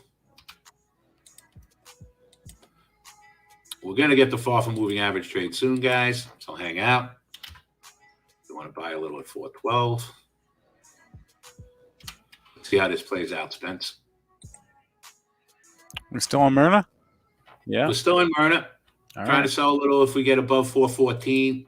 We're going to add at 411. And I'm looking for a little green bar here now that maybe we could size up a little bit. Let's see what happens.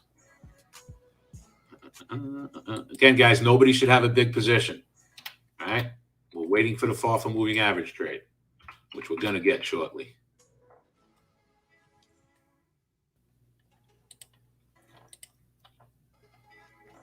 All right, 412 was the spot, guys.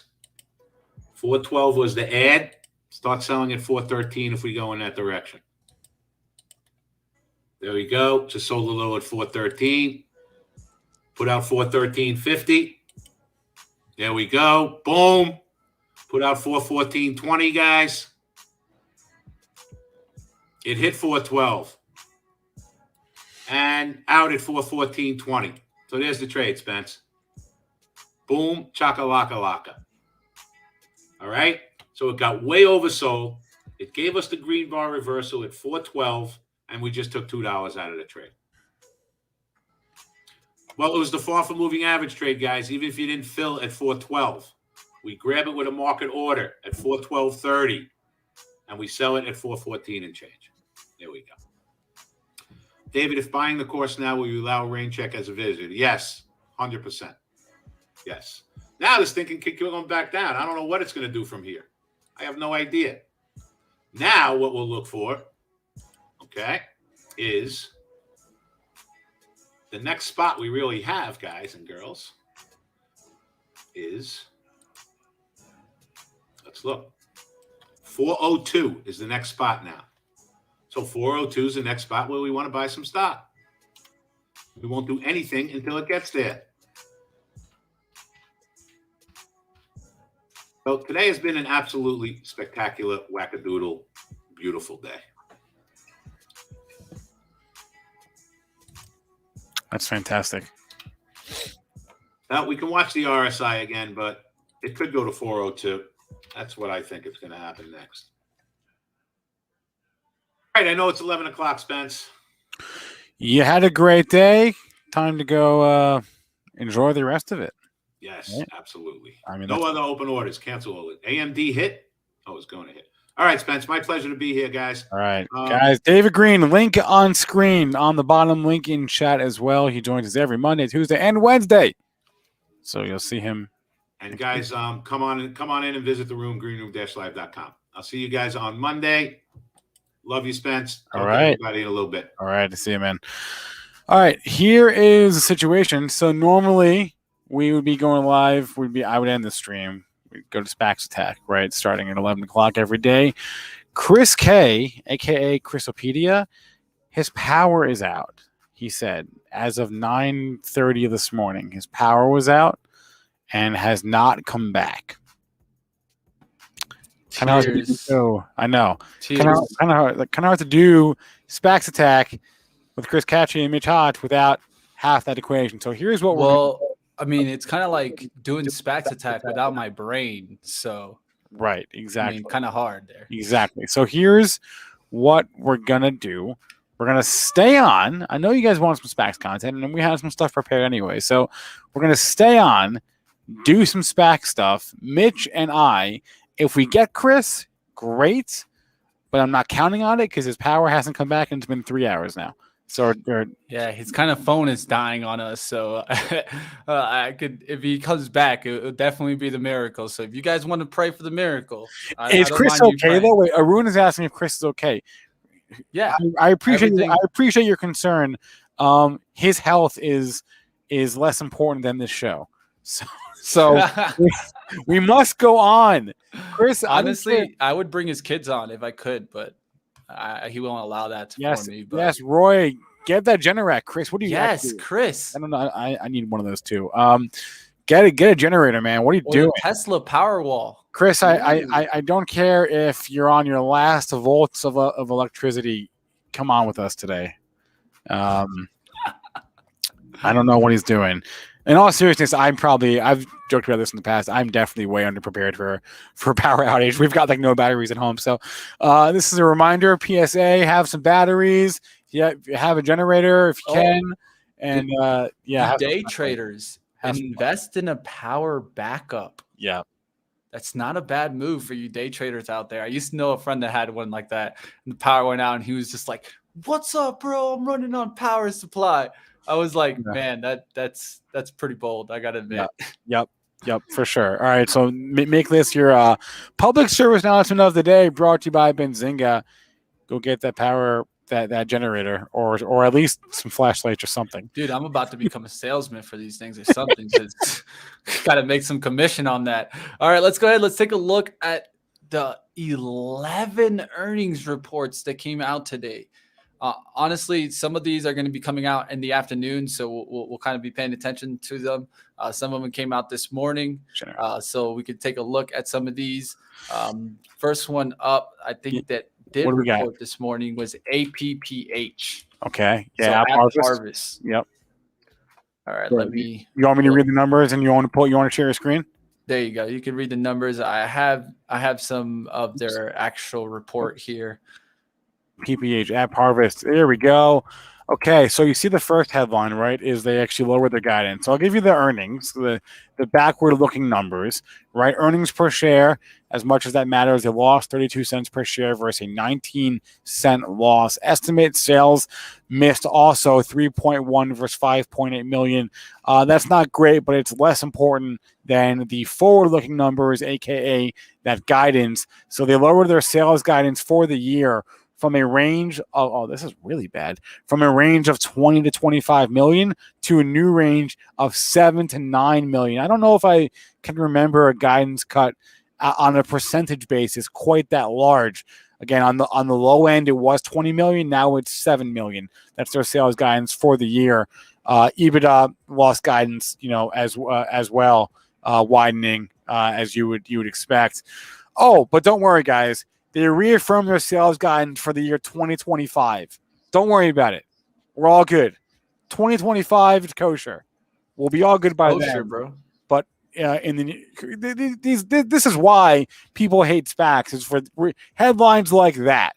We're reaffirming our guidance 5 years down the line. Great, thanks for that. That's super helpful. In the immediate term, though, they are cutting their guidance for this year. That's what actually matters. So let's go to the chart. APPH. The reason they say for the 2025 is that they say that they will be able to meet the 12 high-tech indoor farms. So they need to meet that number for that number to reach. That headline is why people hate, because there was IPOs are not allowed to do that. IPOs are not allowed to say, they're not allowed to give estimates for 1 year, 2 year, 5 years out like that. SPACs are. And so if you believe it's a good and bad thing, though. It has both sides to it, Spencer. It's a negative thing because, when they don't meet, of course, you're going to be upset. But what if they surpass those that they put on their investor presentation? Okay. But the point is the growth estimates should already be baked in. So I don't know. I don't know. Anyway, all I know is getting punished here this morning, and really for good reason. Short, immediate term pain here for App Harvest. I'm not up on the fundamentals on this company. Mitch knows more than I do. Chris knows more than both of us. But the chart speaks for itself. All-time low today for APPH.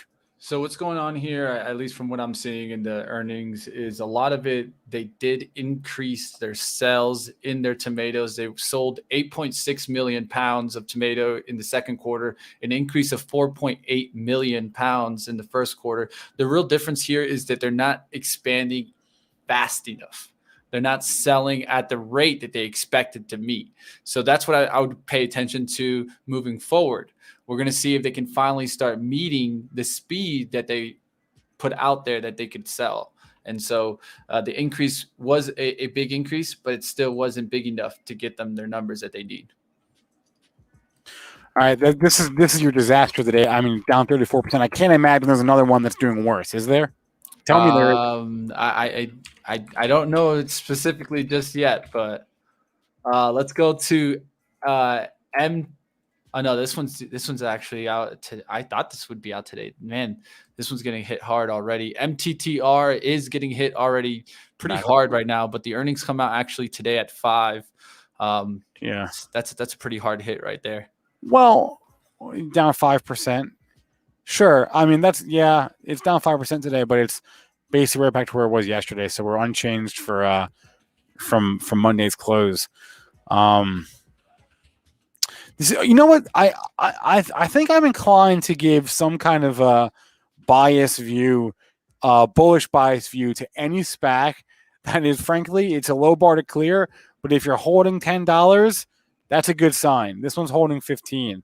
There are many SPAC that look much worse than this. This actually looks pretty good.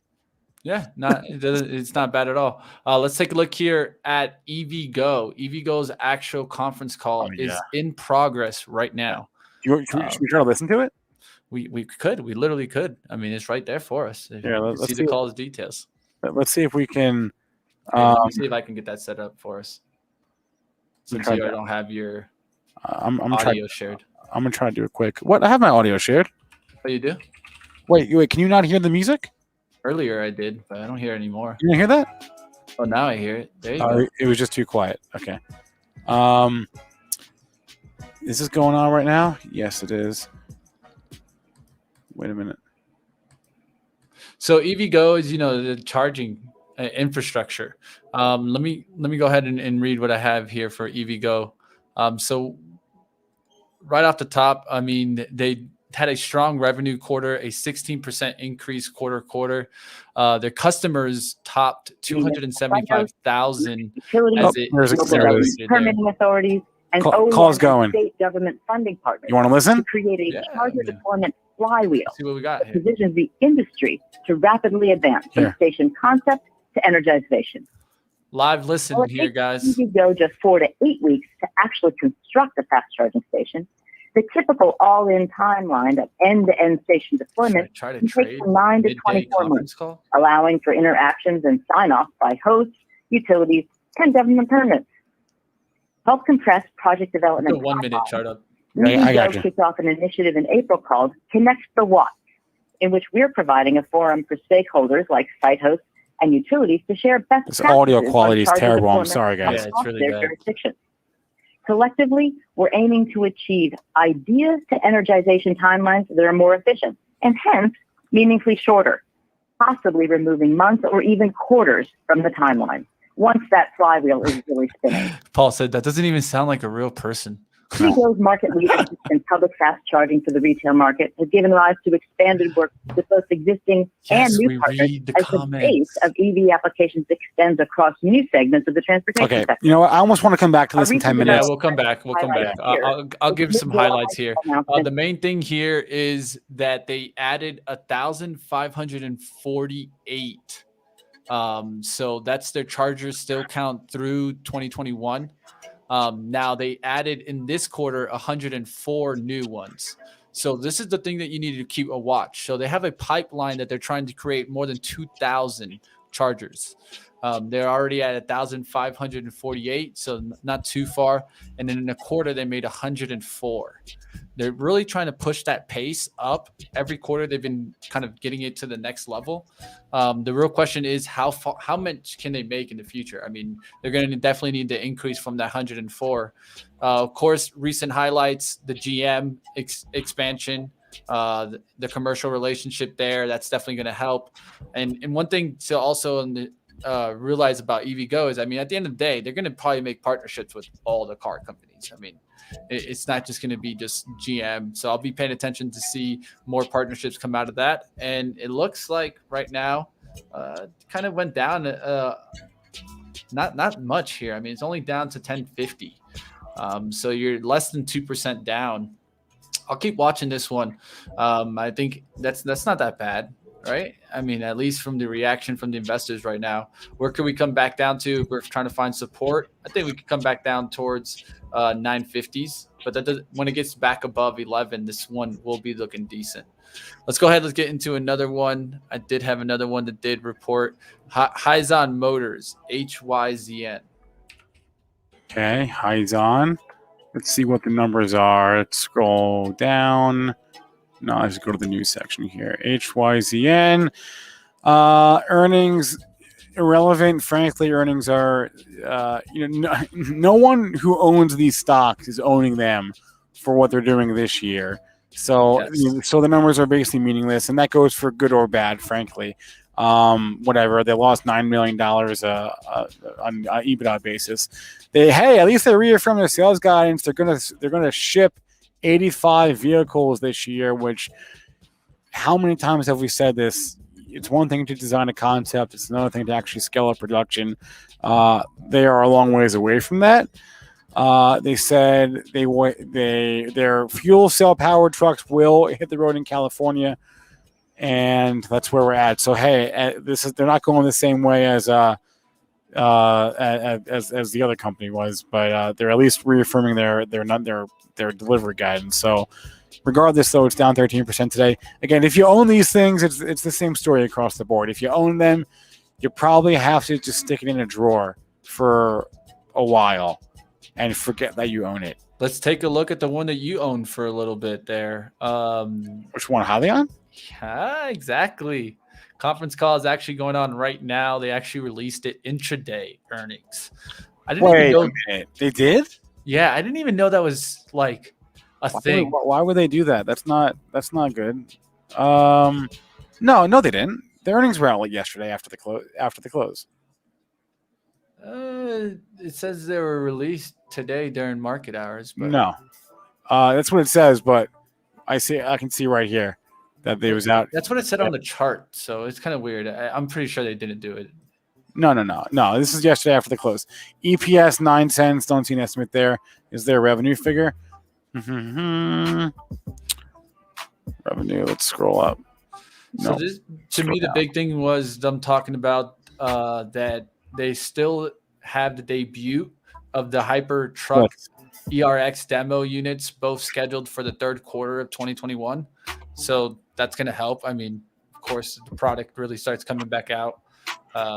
This sentence is this is what he's talking about. This paragraph right here. This is this is probably the key thing. These are all wait and see modes. They're all show me stocks, as cliche as that sounds. So Hypertruck ERX projected to be commercially available in late 2022, followed by a volume ramp up. So you're going to have to stick this thing in a drawer for a year, at least.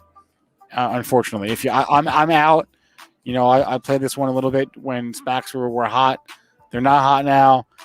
So you're going to have to just ride this thing out. And honestly, that's all I can say. If you're not willing to cut your losses, then you're going to have to just ride it out. I mean, that's how you got to be looking at these in the first place. If you're looking at them as trading vehicles, you just got to stick to your risk. But if you're looking at them for investing, I mean, that's the long-term game here. One thing that I think that is going to help is that, of course, we know how bad Nikola has been doing, right? That was its like major competitor, at least I felt, before all this happened. Now I think that does help it that it's not as strong as a company. We'll see what happens. Remember what I always used to say, Spencer, retrofit before the new fleets, right? That's why I like this one in the first place. I think if they can get that right, the retrofitting, I think that's the first move that you start seeing, get adopted first. And because that's going to help you actually get that carbon, if you're going to carbon neutral, you need some way to really start affecting that. Some companies are focused on that. They're trying to figure out ways. Some are not going to want to change the whole fleet. Some are probably just going to want to adapt their fleet first before purchasing a whole new fleet. If you're missing Chris, we miss him too. He's fine, but I know the brains is not here, guys. I know. No power. No power. He's got no electricity. Market out of juice. Important. No, Chris's house is out of juice. Chris's house has no juice. That's right. No anyway, juice. how is the chart of highly on here? Let's get off the release and get into the chart. Oh man, this thing, dude. Todd, if Chris didn't pay the electric bill and that was the truth, I'd probably pay it for him. We'll have to find out. You know what? Let's ask him. Just be right off the bat. He said, "I'm out of power." Maybe what he meant was I forgot to pay my bill this month. Let's ask him. I'd probably take it. I'd take the bill for him. He's my dude. APPH, terrible, Carl. Yeah, that was a terrible one. So today, I mean, there really wasn't too much in the morning. It's going to be all about the afternoon. I mean, there's still tons to come out. So you're talking Payo, Payo. Okay. I bet you know what the chart is doing. Oh, it's not. It's better than I expected. No, just messing with you. Better than I expected, but it is at least it's above 10. But there's a name that I love. Still been getting hit hard. Wait, hold on. Wait, before you move on, what happened here? What happened on the 9th with Payo? What was it? There was a big volume bar that day. Was there news on the 9th? Leadership, but no. I don't see anything there. What's this? I think that's just a run up towards the earnings. Huh, interesting. Big volume bar on the 9th. Yeah, 8 million shares traded there. That's a good thing to point out. And one thing that it's important too is if you can stay above that high, right? That high that was there at 1010. Today we went back below that, but came and recovered that. So now if you can close above that 1010, it's still looking like a bullish trend. We'll see the earnings. This one's going to be out today. Conference calls at 5:30. We'll look at the earnings at the close. Next one up, there's still a lot to talk about here. Let's talk about DM, Desktop Metals. Going down right now, it's going to come down and close towards the low. I'd actually be really interested if this one keeps coming down. This is one that I would hold for long term. DM. I think Spencer got frozen there. I'm here. I'm sorry. I was reading a Slack message. I'll wake you up. No worries. I got you. Dude. Apologize. I got DM here. Desktop Metals. Geez. Look at that. Not a good looking candle, right? I mean, but one thing I'll tell you is that, man, the story is there, but the fundamentals and technicals don't seem to be there. And so I'm going to be looking at the earnings report to see if we can get some help on the fundamental side, because I mean, technical, that doesn't look good. That's looking like a bear pennant, and now you're looking to break through it. on the downside. You know, you can draw a trend line down here, see kind of this action. It's brutal. This is absolutely brutal. Yeah, no, it's brutal. The crazy thing is, if you look at in the last 2 to 3 months, this company's come out with some really good partnerships and some really good news, yet it's still not reacting. What is the market game? So this is still a $2.5 billion company. Mm-hmm. And what kind of revenue do they have? They have to find out. They don't have it. They have $19 million in revenue. That was from their last report. No, that's their estimate. Their last report was $9 million. The estimate for tonight is $19 million. And $19 million in revenue, guys, that's non-existent revenue. So this is early days. Are they worth $2.5 billion when they have basically zero revenue? And I don't mean earnings. I mean like money coming in the door. $19 million. Is that worth $2.5 billion? It's really a long-term outlook here, just because they have so many kind of ways that they can expand here on the 3D. They even got this kind of FDA clearance. They got some recent deals that have been helping them. This one right here, where they qualified for the low alloy steel. So pretty much giving them an ability to use another material. One thing that I think this company has been doing is doing acquisitions, and because of that, I think it's definitely been diluted. And so I'm just trying to find the bottom. I really do like this stock. You guys know I talk about it. Sometimes the story is not going to match what we're seeing on the charts. This is clearly one of those, at least for me, that the chart doesn't match the story. And so until that happens, I'll stay off of it. I'll watch it. But hey, you guys are seeing it. Desktop metals. And for that being said, I mean, the 3D sector isn't doing that great today either. I mean, look at Triple D did have good earnings, but pulling back now. Probably going to test this shadow. But we'll see how that happens. All right, next one up there. Let's talk Clove, the Clover Life, man. This one was a meme stock, dude. What's going to happen here? This one's they're out tonight. Yeah, they're out tonight. So this one's going to be interesting. I mean, the chart doesn't look that great, but I mean, what's going to happen here? Wow. So wait, when did what was it, Hindenburg that was out on this? I think it was Hindenburg that was out on negative on Clover. I think they nailed. I think they got the top. I think they got the top right here. I'm trying to here. You know what? The best part about Pro is you can go back in the newsfeed and find out. So I'm just scrolling here because I want to say it was. I could make it easier for myself by doing a keyword search. I'm not going to, though. It was definitely before this. When was it? It was June. I think I want to say it was June something, right? Maybe not. All right, this is taking way too long. I give up. But the point was, I think it was June, it may have been May. I give up. Whatever. It's just an off-topic question being asked in the chat. It looks like Benjamin and Solar were talking about how many screens I have. I think I have 4. I think you have even more than I do, Spencer, right? I have 4. I have 4 screens. The Hindenburg report came out in April. So in April. I mean that was like before even the. Oh, sorry, February. So it came out. Where they knocked it down below 10, and then you got the spike. I mean, I hope they weren't holding that spike. That gap right there, that was a short report right there. That's what Wall Street Bets went after. They said, we're going to squeeze you, boy. I have 4 screens. I do also, I have a laptop over here that I use.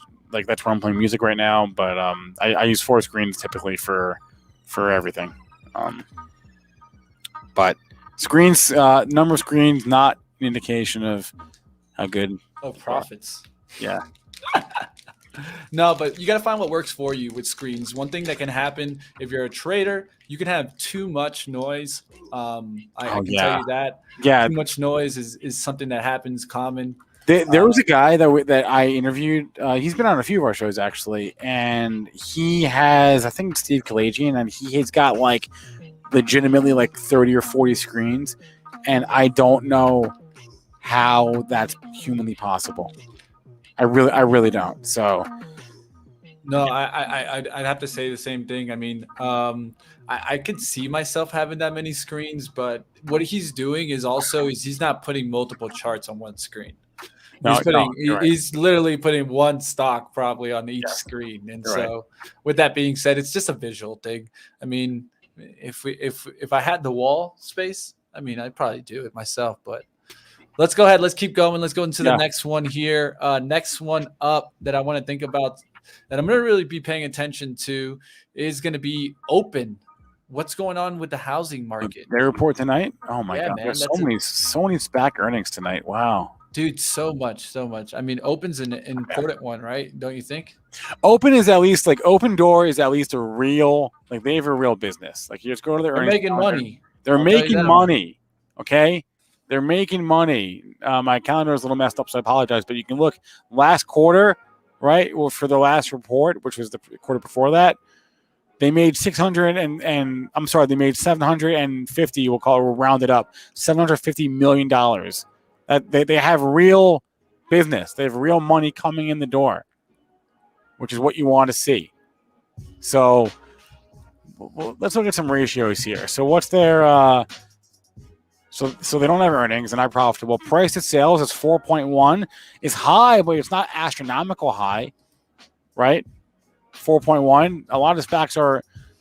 What we just looked at was at like 98 at price to sales. I mean, this company has revenue. They have revenue. Price to sales of 4.1 ain't horrible. It is a real estate play. It's a real estate tech play. Okay, real estate has been I think your best sector in the S&P this year. I think, at least through the first half. I don't know if it still is, right? Yeah, and I mean it's definitely also in the right trend. We're definitely moving to more digital in real estate, right? I don't think we're gonna go away from digital. I think we're just gonna continue moving forward. One of the things that I saw about Open. That they were doing was it's really all about the kind of money you want to give to a realtor, right? Do you want to give a platform 1% or do you want to give a realtor 3%? You know, what do you think, Spencer? Are you more relying on technology to sell your house, or are you relying on a realtor? I'm not a homeowner, but this is one of the things I am like surprised about. I'm surprised that the space it's taken this long to like disrupt the whole like real estate agent, the real estate transaction process. Mm-hmm. Wait, for people who don't, what exactly does Open Door do? Open Door is just it's a platform to sell your website. It's a platform to sell your house, right? And buy houses, right? That's what it is. Yeah. Exactly. Okay. So here's my question: are platforms like Open Door and Zillow and Redfin, are they contributing to the? I don't want to call it a bubble, but are they contributing to the massive increase in home prices? I want to see what the chat thinks about that. Yes or no? Are these platforms, Open Door, Zillow, Redfin, are they contributing to the increase in home prices across the board? One of the things is, with this, I mean, like, look at it. Like, you can sell your house. Like, it's usually hard to get your house. Like at least get the offer. They said they can get you an offer in minutes, and then they'll need you to just do a little video walkthrough, and then that's it. Boom, boom. Yeah. Every 60 seconds, a homeowner requests an offer from Open Door. At least it's being used. You know what I mean? I mean, we all know that the entire process is massively inefficient and takes an inordinate amount of time, and I'm surprised the fees haven't come down. The fees are only just starting to come down in this space. We've seen fees go down pretty much everywhere else in financial services. In investing, obviously, there's no commissions now. In trading, we're in any business that relies on fees is getting squeezed, except for this one. It seems like this is like the only industry where the fees have not come down. Platforms like Open Door seems intent on changing that, but Ann Hawkins in chat, a friend of mine did this. She said it was the best house selling transaction she's experienced. Yeah, I mean, I'm just sort of surprised at how long it's taken. for this sort of thing to happen. Whatever you think about that though, and the long-term implications of the business, again, this is probably a case of the market got ahead of itself, but at least Open Door has a real business and real cash flow. Yep. I definitely would be paying attention towards this one. I would put this like on the high end tier. I would try to group SPACs together.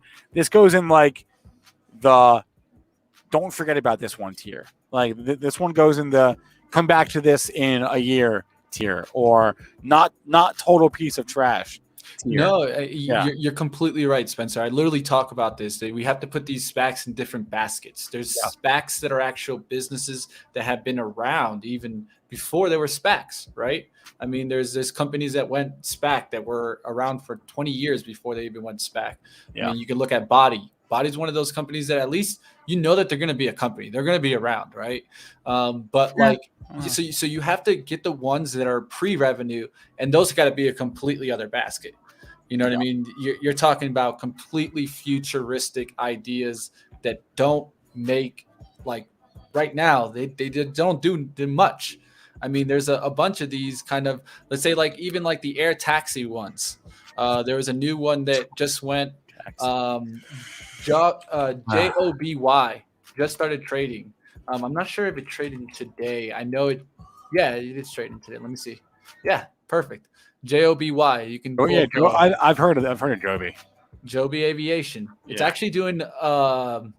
It just did a presentation, I think, at 11, and that's why you see that stock pop. I was actually talking about this on my Twitter that you could see probably a pop from this. I mean, they were going to do a little demonstration right in front of the New York Stock Exchange, right in front. Literally, they were going to try to do a demonstration.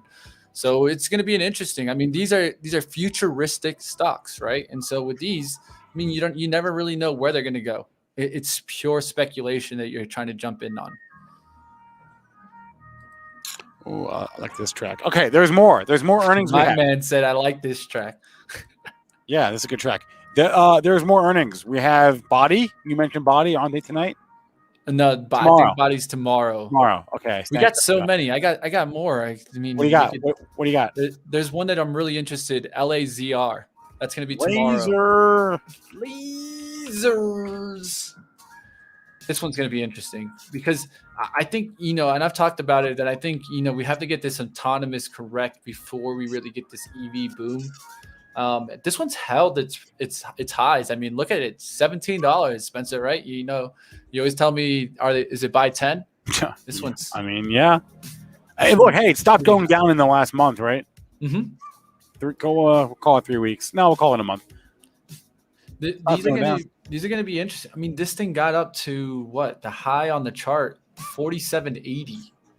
This was a massive stock. I mean, going into the year, we'll see how these really bounce back, right? I mean, I've been talking about that. You probably need a basket of these to kind of win, because you never know which one is really going to take over in the LiDAR section industry. So we'll see if this really kind of gets moving. I'm going to be watching if they even kind of announce some partnerships. That's what I really need to see. I don't think you're going to see much on the revenue side. It's not a SPAC, but I'm keeping an eye on Fubo just because the CEO is on CNBC right now. You never know what they're going to say, so just have that on your radar. But so far, it's quiet. Okay, we got Laser. What else you got? SoFi, your baby. Yes, I was waiting. Are you going to find out about your bank charter? I was waiting for this to come up. I was waiting for you to mention this because they report tomorrow night. And You're in this, right? Again, yes, I'm in this real business, right? Let's take a look at the calendar, go to their earnings. Oh, wait, we don't have one yet. I knew that. But real business, general rule of thumb, if you can afford to pay to buy the naming rights of a football stadium, then you have money coming in the door, right? They why would these pre-revenue companies are not going to do that? This is a real business. They've expanded so much since they've been around in the last decade. They were originally, I think they were just originally a lender, and they do so much more than that. They do investing, they do crypto trading, student loans, personal loans. they're basically at this point they're a neo bank. You know what's a hidden catalyst for this one? What? Most people are not thinking about it, but the loans, right? They got held, right? They're not being paid right now. A lot of the student loans, and so when that lifts, I think it should help the company, right? At least from my thinking of it. Maybe, yeah. I'm not sure when those forbearance periods or when there's those. I believe it's January. Here. Let me just the year. Let me just bring it up because they got. I don't know. You can't see my screen. Shoot. Hold on. They do credit cards. They do it all, man. I mean, yeah. Here, look at that. They do everything. They do everything. Okay. And they do ETFs. They have their own ETFs. There's ETFs that track SoFi index, right? If you are bullish the idea of a bank, but you're not bullish the banks themselves, then take a look at this guy. And I just want to say, I'm bullish SoFi. I'm not ride or die SoFi. This is not like mine. This is a small position in my long-term portfolio, but it is in there. It is in. I think it's like it's definitely less than 5%. I'll tell you that. It's less than 5% of my portfolio. So I'm not mortgaging the house on SoFi. Obviously, it's thank you, Sporky, for that comment. I'm not going to ride or die with this thing, but I am in it for the long haul. I do not look at this every day.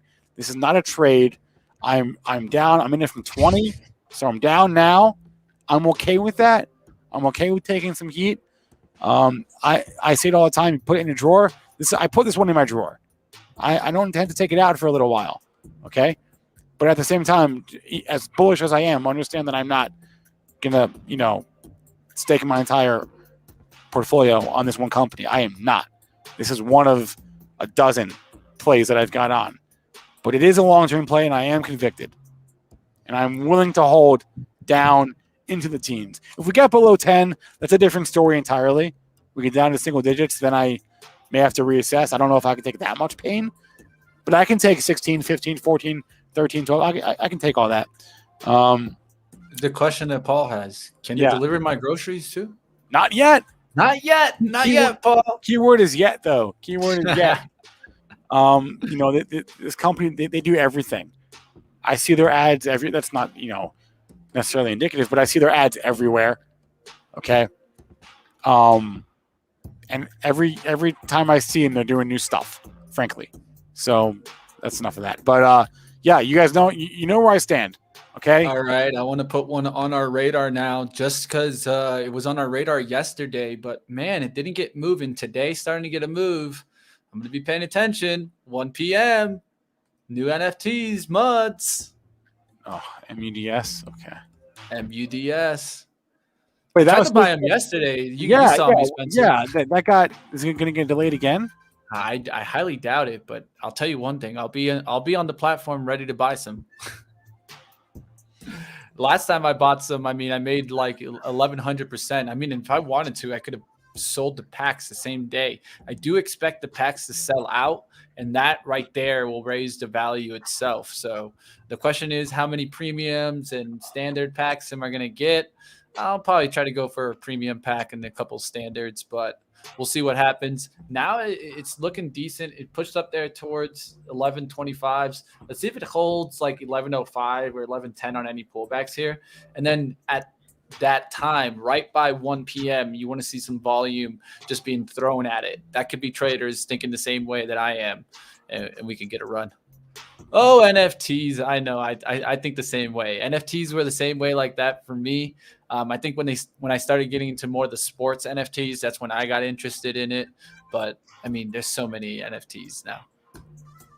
Yeah, I've never been a big collector. I've sort of missed out on this whole space, so maybe I'll get into it one day. But and Topps makes money, right? Topps makes money, so this is one of those that you'd include in making money. And one of the things that I think most people forget about is Topps makes about 30% of their revenue from confectionery. Did you know that, Spencer? What is that? Candy, man. Wait. Topps is in the candy bit? Oh, wait, gum, right? They own all the major ones that you would think about, like they own like Big League like Ring Pops, all the famous ones that kids buy. I mean, I don't know if that excites me. Sorry. That makes revenue. That's what that excites me. That shows up on the bottom line. It gives them an ability to at least help their margins, right? Because it's a high margin business. Okay. That's why they keep it. It Okay. just helps their bottom line, Spencer. It makes it look more attractive. Let's say that when you look at the margins and you have a confectionery business, that helps. Most people don't even know that, but hey. All right, let's talk a little bit here. Isaiah, I think I saw you in the chat talking about body. Let's take a look here at body, see what we're seeing on the chart. And I mean, I do have to agree. I think they make money. The big thing to me, I think look out for I think it's called the MyX. The bike is going to be coming out with a second bike. This is really the battle, right? So the battle has really been put on, I think, at like home fitness. Of course, Peloton, the leader. Now you have some competitors. I've been seeing a lot of let's say the Tidal. I've been seeing that. What's the rowing one? I think it's called Hydro or something like that. Maybe chat help me out with that one. Do you know that one, Spencer? Have you seen it? I have not. No. Yeah, there's a rowing one now that's really popular. I think it's even going spec. I'm not sure exactly on that one, but so this is the battle now. It's trying to get into your home, right? Trying to get you to really buy and become a subscriber to one of these business. They're big on subscriptions, so that's what you need to watch in the earnings. How are the subscribers growing? Another thing you need to watch is how do their products perform, because they're having to make some investments going into these, right, with research and development to actually get these manufactured. And so the big thing is they need to perform well. I think I'm going to be watching body to really get kind of a downward action here and then a long-term uptrend. One of the things that we see is clearly this one does get picked up by social very quickly. So whenever we get these moments that we push up, what happens is a lot of times we're getting these kind of day traders to push the stock way too far, way too fast. So for me, I would just kind of watch a 1 month chart on body. And then that's definitely not right there. What is what? Did you see that? Yeah, I did. What was that? Charting. Let's just say that was not body. That was not body. Whatever. Yeah, I was like, I wish, but yeah, I don't even know this charting's not working well here. Let me just go to my charting. All right, let's look at body. I want to look at the monthly chart because I don't think you'll see you'll probably not even see a green candle. That's exactly what I expected. Look, from the time that it switched over, it's red. It's red, straight red candles on the monthly. So with that being said, until I see a green candle on body, I'm just going to stay out. So stay out until you get that monthly green one. Then you can see that trend come back. If you look at it on the weekly, yeah, you'll see some other kind of data there. But I mean, looks like I'm having data issues. Back to my charts we go. No, more long just having internet issues. Uh-oh. Thank you, Comcast. Chris has no power. Mitch has no internet. What kind of a day are we having? Comcast. Okay. You want to talk about PaySafe? That was mentioned in the chat a few times. Yeah, PaySafe is an interesting one to talk about. We've been seeing some of these HR companies really get short reports, right? Is that I don't even know. PaySafe is more in a payment, but it's these fintech companies really getting some short reports put on them. So you got to keep your eyes on these. I think they're going to it's going to be a tough environment. I mean, Spencer, you know a lot more about these fintech companies than even I do, but haven't we had a massive amount come out in the last, let's say, 2 years? Like payment systems. Wait. Like financing, someone like someone came out negative on PaySafe, and I don't remember who it was. I'm gonna go. I thought maybe there wasn't. Maybe I'm confused with something else. There are a lot of these payments platforms out there. I don't know who is in this company's wheelhouse. If it's just like enterprise B2B type thing. Let's see. Payment processing, digital wallet, online cash solutions, majority of revenue in the U.S. Okay. I don't know too much about this company, but it is, $7.5 billion-dollar company. They have earnings, profitable. You like to see it, right? Let's go to their earning. That's not right. That's right. I mean, they have earnings. They have a PE ratio, so they have earnings. They have price to sales of 5 is a little high for my taste, but whatever. Yeah, I mean, the fintech space is crowded. That's kind of why I like SoFi, because I judge them to be I think they will be the winners, because they do everything. But the payment space is really crowded. You always have to be mindful, and I am mindful of the fact that all the legacy banks, like the big 5, the big 6, right? Morgan, Goldman, JP Morgan, Citi, Wells, Bank of America. I'm always mindful of the fact that the big 6, should they decide, they can always just target a specific industry and try to squash any one thing. You've seen fintech plays like this be juicy M&A targets in the past. I think the traditional banks want to work with these firms. I don't know much about this company, though, to be honest with you. I really don't know much about their business or about the financials, so I don't want to comment too much on it. Carl talking about they have a big growth in their customer base, and that they're now partnering with Amazon. To me, it's just kind of out of favor. It's as simple as, just look at the monthly chart. You'll see that it's just in a downtrend. And so until these really start popping, I try to stay away right now, guys. The monthly charts will kind of point to you if the trend has changed. I think that's what you need to keep an eye out for. And a lot of these, you'll start seeing that the monthly charts just point downwards. And so the monthly charts are going to keep pointing downwards. We have to wait to see the trend reversals to start really looking at these. Now, if you're already in these, and then you just got to figure out what's your risk point. What's your really, like Spencer said it earlier on SoFi, how much pain can I really take in the stock before I need to sell it? And so everybody needs to do that assessment. Everyone needs to take their own risk assessment and kind of figure out. Another thing that I'd recommend. That's a good point. No, keep going. I want to elaborate on that. Yeah, another thing I'd recommend is always having some cash in your account. There's too many people that I see to go, like, let's say 98% of their capital they're using every single day. And what that does is that doesn't leave you in any room for some downside action to come in and you averaging down into a play. I don't average down into many plays, but if I have a high conviction in the name and it's getting me at a cheaper price, I do not mind taking a level than really calling a line in the sand for myself and being like, okay, well, I'm going to average down here at 1028, but if it cracks 999, I'm out no matter what. Those are the kind of trades that I like to do sometimes, because it is going to, I can tell you, it saved me in RSI, it saved me in Genie, right? Yeah. But the biggest thing is you have to have the cash, and you also have to understand what's the pain threshold level. New rule that I want to start. If you're gonna, place a ticker in the chat and say you're long or even if you're short, whatever, can you also just say how large of that position is in your portfolio? I don't mean in terms of dollar amount. I mean in terms of like percent of your portfolio. Like what percent of your money, of your trading portfolio, investment portfolio, whatever you're using, what percent is in this given? Just because I really we never talk about this. We don't talk about this enough. But I really just hope that no one here is putting all their eggs in one basket. That's what we always try to teach here on Specs, is that at the end of the day, Cranky pleasure. Thank you, Cranky. Cranky's following the rules. Plug 10%. Pluggy plug. Well, it's not really a SPAC, right? But pay safe 3%. You'll love to see it. I love to see. I love the single digit allocations. I love it.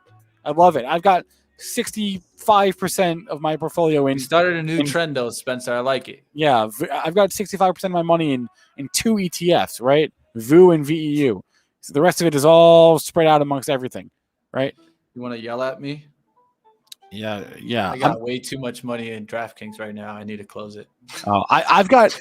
I probably have too large a position in Disney, but whatever. Yeah, it's hard I think I've got like 10% in Disney at this point. I think it's a good thing to talk about because it's hard to manage it when you start trading the higher price names, right? Yeah. You got to always remember, I'm trading higher price. Let me look at my capital. Let me allocate it correctly. It's harder for traders that are willing to trade a huge range of stocks, but you always got to go ahead and calculate your share size appropriate. I think it's very important. Yeah, and look, and this is for Hector's talking about how he's all in Sava. This is why I like having multiple accounts, right? You have one account for one thing, one account for another. I have no problem going all in on my trading account, my Webull account, where I have not thousands but hundreds of dollars, right? I have no problem going all in. I do that frequently, actually. I'll pull it all in one trade. On this with the serious money though, I don't mess around with that stuff. I really don't. I keep it. Everything is small. That's intentional. Yeah, I mean, it's all about. I mean, one thing is, I think when you're trying to get a one trade out the market kind of thing, like you're here to nail one thing, and you're gonna get out of here. You're gonna make your money. If you made it or not, you're just gonna get out. That's a very different approach if you're gonna be here for the long-term game. If you're gonna be here for the long-term game, I always think the first thing you do is risk manage, then you look at your profits. I think it's so important. If you're not managing that risk, you're not managing your downside looks. All you're going to do is, even if you have a great trade, you're just going to be break even, if not in the red. So I think this is very important for traders to always understand what their approach is and also have different accounts, right? I mean, I for a very long time had an account just for SPACs, and then I still had my trading account. Yep. I just pulled some of that money. I just separated some of it, went to a different account, understood that this is an account that I have to even view differently mentally than my trading account. Right. This one's going to fluctuate a lot more than this account. So I try to separate those accounts, because if not, the pressure gets a lot on you. You could have a good day trade on, but then your investment's down 10%. Then you're like, you look at your overall P&L in the day and you're still in the red, even though you're doing good. This is why I like to separate those accounts. For sure. So just as a PSA, Mitch and I are going to hang out. We're going to end this stream here at like 12 o'clock. I was told we have to end at 12 o'clock on the dot. That's what we're going to do. We're going to end it on the dot, because coming up next, we do have Power Hour. But before Power Hour, we've been experimenting. We had a lot of people tell us we want more evergreen stuff. So our next evergreen video is going live. It's premiering at noon in 8 minutes. It actually features myself, which, whatever. But we did a short video about ETFs. It's 2 minutes long. That'll premiere at noon. This will redirect to that video, and then that ETF video, I think it might be like 30 seconds long, actually. That ETF video will redirect to SPACs Attack with Hot Stocks Luke at 12. So we're going to end it we're going to get off here at exactly like 11:59 pretty much. So we got a runner, Spencer. We do? CEV's running. Happy bringing it up. They brought it up earlier. I didn't think it was running again, but man, it is running again. Not a bad play in the last 15 minutes. It's really got a spike there. Didn't hit my scanner for some reason. That's annoying. 9% in about 7 minutes. That's not a bad move there. We'll see if it kind of holds. This one's really been, when it changed to over, it started spiking. The real question is, I thought it was going to come back down and test this gap, but I mean, it's pushing on up there. Can you hold that close of yesterday on any pullback? The close there, 11.22. So that's to me what you need to keep on any pullbacks here. Now that you broke out close towards that 12, make sure the 11.22 holds here. That's why you're seeing that 9 EMA really close there. That's why I like the 9 EMA.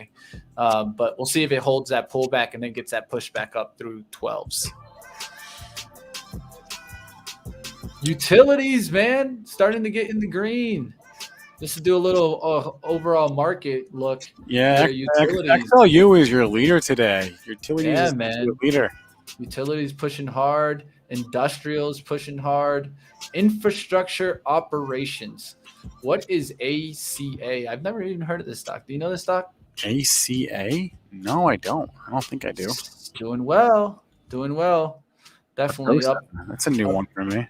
Yeah, in industrial sector too, right off the support. Gonna be one that I'm gonna keep in watch on now. These are how I find stocks, guys. Macro to micro. I don't know these half the time. I'll figure out what they are, and I'll let you know if I see a trade. All right, guys, it's going to probably do it for us for SPACs, at least. We're taking a look here at the overall market. We'll see how these SPACs really perform with their earnings. There's a lot out today in the afternoon. Earnings out tomorrow. Tomorrow, I should have my brain back. So, gosh, I hope so. Chris, pay that power bill or something, man. I don't know what's going on. We need the brain. So you guys go on Twitter right now. Chris Ketchy. Do that. Hit him up. Let him know. Pay that power, boy. We need you back. Chris OP. Everyone tweet at Chris. We'll put his handle up on the screen. At Chris Ketchy. If I can, it's just his name. So, okay. Everyone tweet at that guy and tell him. Tweet. Be like, what are you doing, dude? Dude, tell him we miss him. Tell him it's time for Chrisopedia time. Where are you at? Keeping an eye on my movers tool too as well. All right, let's take a look here. How's Plug performing today? I know it's pulling back. We were going to take a look at that one. You could take a look also. I'm pretty sure FCell is doing the same thing. There you go. They run hand in hand. So if you like try to trade paired trades, you can try to figure out that those two have correlations and what is against this. Wow. But, did you see Moderna today? I hadn't looked at David hopped off. I haven't looked at Moderna in an hour. Wow, what an hour it's been. Holy. I mean, 500 is an important number, right? We got to 497.49. What a these moves are wicked. If you're playing this stuff, you gotta babysit it. You gotta have stops because these things will move on you in a hurry. Holy cow. We're below 400. We were almost at 500 this morning. Now we're below 4. Wow. This is crazy. That's what happens, man. And a lot of times, I mean, this didn't even give you a chance, right? Like, let's say if you're trading into the close, it opened and just flushed right through. This is why you always got to know where your outs are. Also, reward, right? Let's say, I know there's probably, and it sucks, but there's probably a lot of traders that saw themselves big into the green going into, let's say, the end of Tuesday, the 10th, on Monday. At the end of Monday, it was close to that 500, right? Now, if you held and you get it right back down to your entry, let's say you got in at 390s, now you're seeing it right back to your break-even spot.